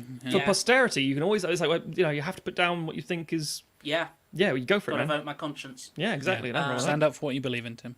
Exactly. Overall, this one goes to Gladiator. It feels like a better movie. Cage is great in Matchstick Men, but it's no adaptation or Leaving Las Vegas. Sure. Gladiator, again, only because I've seen it. I mean, I Matchstick know... Men for me. Andy agrees with Tim. Andy, sticking with Tim again. You guys are cut from my the same boy. cloth. We should do... I mean, I know we're sticking with directors mostly, but doing a Nicolas Cage Nicolas performance Cage. is- Oh, we'll get to would be- actors eventually. Do Yeah. we have Would be time for all fascinating. his straight-to-video shit? God damn, boys. We'd do some pre-trimming to get it down into We'd like have to, 32. we'd have to. We'd have to, yeah. Oh, It's Jack up first. Martian, this is American where it Gangster. gets juicy. I talked about my love of The Martian earlier. I really, really like American Gangster, but I really love The Martian. I'm going to go for The Martian. Yeah, competence porn, as I've I was going to say, this is why it was the dark horse, because Tim fucking loves some competence porn. And I remember you saying, is one of those films you have rewatched multiple times because seeing Yeah. Mark Watney do what he does Yeah. is so kind of I find reassuring it and relaxing. it's an incredibly comforting film for me. To be watched while eating potatoes and ketchup. Exactly. You guys are all on and Patreon. Vicodin. Go to our food chat. Yeah, yeah. And Vicodin, and- yes. Competence porn is great for sure. There you go. Yeah, and a fantastic cast in The Martian. Like, I know it's obviously the Matt Damon show, but the Back on Earth and the astronauts is it's Yeah. all people that really like. Is it Jessica Doing great Chastain stuff. and Jessica Benedict Wong Chastain, and Chris Sean Christian Bean Wig, and Michael Scott Pena, Sean Bean. Jeff Daniels, Yeah. Mackenzie Yeah. Davis, Sebastian Stan, Kate Mara, Benedict Wong, Donald I'll tell you- Glover, tell you Chiwetel what's- Ejiofor. It's got a Oh, shit, deep bench. I'll tell you what's Deep worrying me. The dark horse mindset here. Oh, Xenos After is all- back. Welcome back, Xenos. Hey, Yeah. all this talk, and this sort of you get to be like, oh, all these films. Which one I watch right now? We'll get into some dangerous territory later in this. I think my vote as well Martian. is also The Martian. Martian. Not that it counts, but yeah. I think if we're voting for which one would you watch right now, I think The Martian would win. I'm just putting it out there because he's so Oh my watchable. god. Yeah. But that is not the this category. Is a bastard. Right. We didn't Is talk it about me? Alien much. 1979, second movie, Alien. Fucking- It's I can't launches the Alien believe- universe. I Mobius can't and believe Giga. Alien came out in '79. I can't believe it I came know, out I know. 2 years after fucking Star Wars. Yeah, Yeah. It still feels like it's from the future. I Like, it's actually so- agree. Apart from the CRT screens, but yes. Yeah. Technically, Tim is up first, just so we know. But even that, because of the aesthetic, it's Yeah. And I love so in so many games like try and do the future thing based on a 70s film or try and do a Star Wars thing, try and do an Alien thing, and they just don't capture it correctly. Alien Isolation, all the save points are like CRT monitor things that take Yes, like yeah. 10 minutes to load up and you have to type in the thing and it's like, oh god, but god, the aesthetic is so good. Yeah. Oh, whoa, hold on, before we... Alien is too niche. Remy, go fuck yourself. How about that? get back in the shower, Remy. No, that was Xenos. Xenos. Gladiator was is still Xenos. in. Don't worry. But now Xenos and Remy can have a shower together. It Is seems. Gladiator still in? It is. He's picking Gladiator to win. So Yeah. Okay, that's fair. Gladiator is still in the running. Tim, what's your vote? Yeah, it's got to go to Alien. Like fucking, it's got Harry Dean Stanton in it. Of all the things, you Yeah. didn't pick John Hurt. Fucking hell. I mean, I love but Patron of Cinema City. I am Yes. very, very, very distantly related to him by marriage. Well, then you're biased. I'm biased, yeah. Tim yeah. is very, very, very, very, very, very, very, very, very, very, very distantly related to Harry Dean Stanton. In the way that can most see the humans are connected. yeah, we're both white people. There's like 6 degrees of separation just with all Caucasians. Like, yeah, that'll Yeah. do. Yeah. six centuries of separation, probably. Yeah. But like Harry Dean Stanton embodies that film because like his face is just so like warm, Craggy working and- class dude. Yeah. Yeah, exactly. So Alien. This is a tricky one for me. Alien is my favourite Ridley Scott film. It launched an entire universe of stuff. The Giga and Mobius designs in terms of the Alien and the production design is astonishing. Its cultural footprint is important. It launched careers. It's amazing. I also really like Kingdom of Heaven, the director's cut. And if I was to watch one of the two, I've seen Alien so many times that I probably opt to watch Kingdom of Heaven because I haven't seen it much because it's That is fucking not long. the category of choosing. It's which one you prefer, not which one you want right now. No, I know. That's what I'm saying. But I think as much I wouldn't as want to watch Kingdom of Heaven right now because it'd finish at about 2 o'clock in the morning. I kind of want. I might do this tactically because I don't want the responsibility. Because I love Alien, Uh-huh. but I don't want to make the decision that takes out a film that I love against a film I love. So I I'm going knew to you were say gonna do this. Kingdom of Heaven director's cut. Hey Jack, what are you going to do? Hell. Alien all day, every day. You're an idiot, Matthew. There we go. That's fine. That's fine. But at least I had my thing. I said To what was quote, right. to quote Andy, Alien, Alien, Alien. Without Alien, we don't get aliens. Alien Isolation. Sigourney Weaver's breakthrough role. It has to win.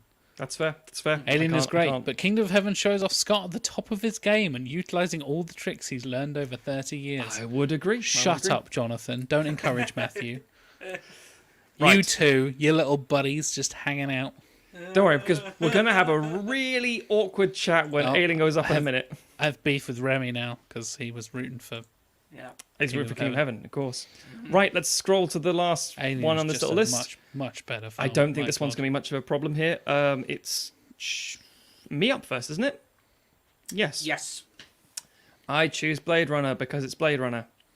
Black Hawk Down's fine. It's a great film. I really enjoy it at times. It's not Blade Runner.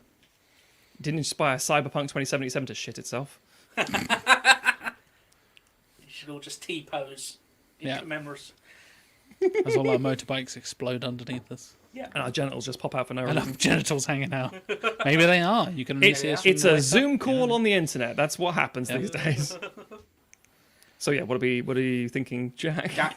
Oh, I wonder. I don't know. Blade Runner. Tim? Yeah. Blade Runner. Oh, Blade with a capital L. That's just silly. Blade Runner. What's it going to fit in? Doesn't fit in, guys. You can just put Blade Runner. It's fine. I will Yeah. now. Yeah. Or FC. We know. Football club. Blade Runner F. That's a Exactly. football team I can get behind. I'll have to zoom out, I'm afraid, everybody. Just to show the whole thing where we are right now. Unsurprisingly, the top four semi-finals. Ridley Scott films are still the top four Ridley Scott films. The top four Ridley Scott films We've got are no- exactly no- the four we would have guessed. Yeah, hate to say no this. real dark horses. We have accomplished nothing. Yeah. Like I said, I think The Martian is the dark horse here. But yeah, Should we name that top four? dangerous. Yeah, no, yeah, okay. All right, okay. Let's go to the semi-final on the left hand, the west side. Gladiator versus Martian. Jack, It's go Jack up first. first, yeah. The Martian. I'm not even going to justify it. 2 words. That's all you need. Martian. Oh, it's the dark horse. I told you. Even Jonathan, oh my even god. known movie hipster and contrarian Jonathan Firth Clark disagrees. I would have had. With I don't Matthew. know what my. I would Martian actually over do my Gladiator. Tim. I would recuse myself. I don't know. I don't know. The what I would Martian do. beats Gladiator. Finally, it can be put to rest. Wait, who would win in a fight? A Roman centurion or I'd say the an Martian as astronaut? Gladiator has aged. Yeah, That was Yeah. a question we had earlier on. Does Rock beat Laser? Now we get to the real fucker though. This I is believe the one. Tim's up first. Alien versus This Blade is the Runner. one. This is the one that matters. This is the one. This is the one we've all been waiting for. This is It's Tim. I mean, this is as much as it was hilarious that Alien Covenant and Prometheus ended up next to each other. If we had been, this was obviously the layout was dictated by the seeding. Yeah. The seeding based on the IMDb rating, and then this thing from the internet that sort of set this is how they go. Because I think if we'd have been building it, we would have set it up so that Alien and Blade Runner was the final. It would have ended up being the final, almost guaranteed. Yeah. Yeah. Shitting hell though, man. But they're both on the same side, so we come to this choice. It's very, very hard. Thanks, Tim. Horny Before we Tim. even get to our decisions, the audience is Blade Runner, Alien, Blade Runner, Blade Runner. I can't put it into words. It's just better. Alien has more impact. Like, Oh, another we one are bisected down the middle. fully split across the audience there. So Don't worry, we're having an internal crisis as well. I know, right? Yeah. I mean, they're both excellent films. They're both fascinating films. They both take science fiction ideas that are really, really interesting and then splice them with different genres. You've got Yeah. horror and you've got kind of hard-boiled detective. Yes. Out of the two, Alien stayed with me. Remy has said eggplant emoji.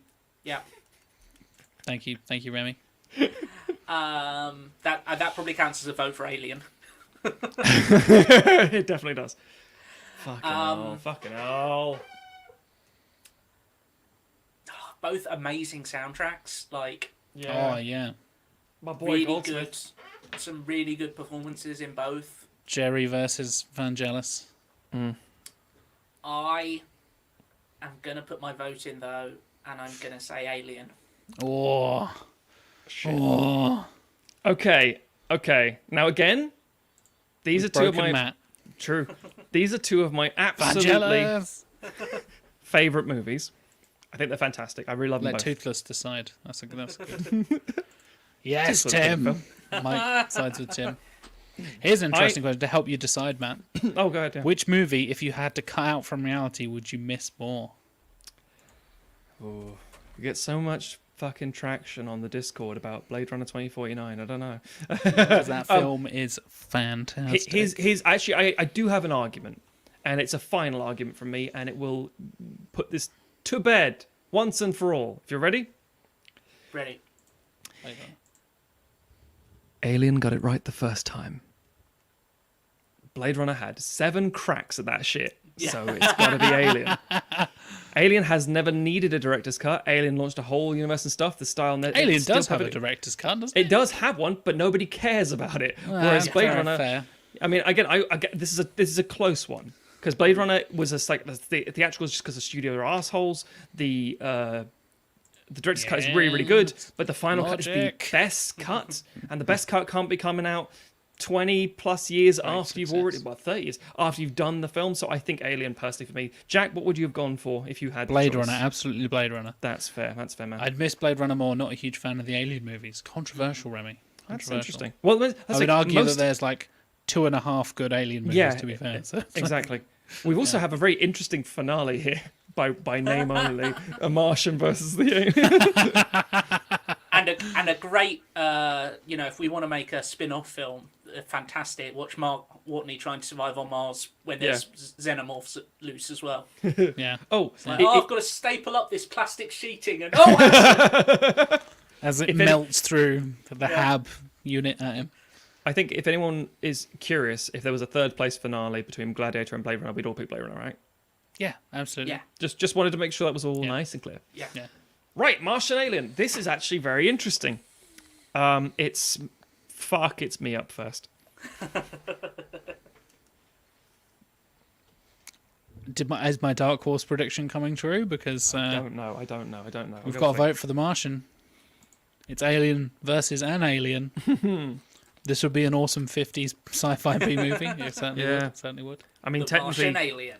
Well, technically, according to Mars, Matt Damon is the alien. Yeah, messing shit He's up. also, and he's blowing also a things up. pirate, if that factors in. He's also a pirate, and he just a trespasser. Alien has to win. If the Martian won, I wouldn't be sad, but deep down, I'd know the real winner. Yeah, It's Kingdom Blade of Heaven. Runner, the final cut of Blade Runner. It's Blade Runner. It's Kingdom of Heaven. All right, okay. My vote is for Alien. Jack. Also Alien. Okay, Tim, what would you have gone for? I would have gone for Alien because I think at the end of it, it comes down to The Martian is great, but and it's great for the reason that it is. I find it incredibly comforting and sort of. It's quite for a Ridley Scott film. It's quite gentle. Alien is more of a challenge, even though obviously we've all watched it hundreds of times, but it is doing more to shake up the world. So I think Alien. Happy with that. Isn't the Xenomorph versus the lone human with next to no resources just Alien Isolation? Yes, it is. And that film It's also the first Alien game film. is fucking fantastic. It's almost the end third of all Alien movies. Yeah. Shit. Yeah. Yeah. Again, back to our predictions and things. I figured there's no real upset here. Much like the Big Lebowski winning the Coen Brothers one, I'm very comfortable with this. The Martians, that just to get the whole view of the whole thing here. And I can't remember if we did this last. So should we stick the completed thing in? Oh, we'll definitely put them the online. Discord People can see it. somehow Yes, we'll put as a spoiler image, and in case people want to see it. I think again, certain films I thought would have done better or got further. Very interesting, but again, when you come down to the final four, I almost had no doubt in my mind. The only thing that would be different was will American Gangster beat The Martian? I wasn't running the ideas of what it might be, but that's the only one I think might be a problem. Martian was a dark horse. I was right all along. True. But it didn't win. Very true. I hope you guys all enjoyed that, by the way, because obviously it's been very stressful for us. One of the not two that movies stressful. I've seen. Smiley face from Remy. I'm stressed, Tim. I'm fucking stressed. I always Kingdom, get stressed. followed by Blade Runner, folled by The Martian, and then Alien. Ooh, wow. JFC, Fuck you right off renegade. JFC. I You don't- contrarian, I can't agree renegade cut motherfucker right there. He's out there That's a reference. punching reporters on the Citadel. With that. My God. Okay. Yeah, but it's one of those things when we do this, it's such a huge, especially with a director like Ridley Scott who's got 25 fucking movies under his belt. So why we probably won't do Spielberg anytime sooner than like that? Because sometimes you've got people like, that's a long career. People like Kubrick and stuff. You're like that. Even like Hitchcock. You're like, there's a lot of movies that aren't even like available to find. Loads I've not seen Yeah. and probably cannot see Yeah. very easily. So I'm in no way disappointed with that. I think again, Blade Runner been nice to see there on top as well. Glad I could see winning, especially for the public consensus. They would have won definitely. Kingdom of Heaven would have been nice, obviously. I think with a nerdy audience like us, it's going to be Blade Runner or Alien, and whoever won that was going to be the winner. This is what I think. If people look back and say, "Why didn't Thelma and Louise get off its starting block?" You fucking douchebags. I think that might be a very much thing people call us out for, which is entirely Probably fair. because I haven't seen it. Which again is we spent the last 2 odd hours describing our reasons. So so much of it is where stuff ends up in the seeding. the seeding Like if is Very much everything. Yep. you know, if Thelma and Louise had been against Body of Lies, it might have, If you put Thelma and powered through. Louise in the bottom left or bottom right, it It maybe makes it stumbles like two Blade Runner. or more rounds through. Yeah. I would probably vote Thelma and Louise maybe over The Martian. I'm not sure actually. But again, who knows? Hypothetical nonsense. But the point is, this is how it's seeded. This is how again. Yeah. If he directs another film, suddenly the seed changes. So it all shifts. Yeah. I've got a few suggestions. Oh yes, please. We like the Nicolas Cage idea. I think we're going to have to do that at some point. At some point, yeah. Spielberg would have a huge list. We'd have to go with like, the biggest films. JFC, Paul W. S. the Willy Anderson. Slinger. The Willy Yeah. Slinger himself. I'll go out right now. And Andy Steen. Event Horizon wins it. We're done. Michael Bay. See, well, then someone's like, "Oh, what wins it?" Event Horizon wins it. Oh, is that because it's the only good film he's made? I won't spoil I'm my thoughts on Mortal Kombat. Yeah. Tune in on Friday, dear Yes. patrons. Yeah, you And guys. for non-patrons on YouTube on Tuesday. Not this Tuesday. That's Queen of the Damned. Yes. Next Tuesday. Yes. Next Tuesday. And if anyone who isn't watching within the week of this going out, hello, the future. We Yes, hope you just- have sorted just- out the whole world. Just 'cause go it's and fun. listen to our latest episode, whatever Yes. it may be. Yeah. Season 35, and we're finally doing Speed 2. The in joke that we will never get around to Speed to. Yeah. Yes, we'll return in. Do we think an early, mid, or late February? Because of the fact that February's a tiny month. Any thoughts I on? think we'll not go- to say we should schedule it now, but just No, out of I curiosity think for we'll the, probably for the stick listeners. towards the end of the month for the most Yeah. part. Typically, works mostly for us, aim to doesn't do it? it Yeah. every sort of 4 Sundays or so. Yeah. pretty much. In fact, the last Sunday of February is 20th. Yes, I am. It's Appearance February's of a Emma on perfectly the- square month on the calendar. Yeah. Sorry, that was a great little bit in the background. Yeah. We should probably Yeah. let Jack go. Oh, there's an appearance of Toothless and Emma. Double guest hosts. There we go. Hello. Go. Does she know it's live Exclusively stream? for the live stream. Again, She Emma does in now. person, Anna Toothless. Yeah. There you go. So that's a good way to wind down. Yeah. Yeah, I'm a streamer. Oh, Go away. God, bit sexual. Thank you to everyone who showed up as well. Yes, It's thank always you nice very much. having Thank a you, nice everybody. full chat. Nothing like sitting through what would have been a Ridley Scott movie for 2.5 hours Yes. with us. Yeah, we've discussing- exceeded the average runtime of a Ridley Scott movie. There you go. It's exactly how it should be in theory. Yeah. And I'll have to go check on my wife to see if she's been consumed by a fucking ice cream van from hell. Probably consumed by a drug / ice cream wielding clown Yeah. killer. And hopefully there's ice cream for me. Cool. Well, thank you, everybody. We appreciate Thank you for it greatly. joining us, everybody. Yeah. Really appreciate your support, especially patrons who've been able to join us live. We really appreciate your support. Yeah. If you would like to join us live, you can go to patreon.com/sequelisers if you're watching this on YouTube in the future. And we do this every month. We'll do some fun games. We'll do some more brackets for particular careers of actors or directors and all that kind of stuff. And yeah, thank you very much for your support. And we will see you next month. Goodbye, everybody. I'm going to do this until it cuts out.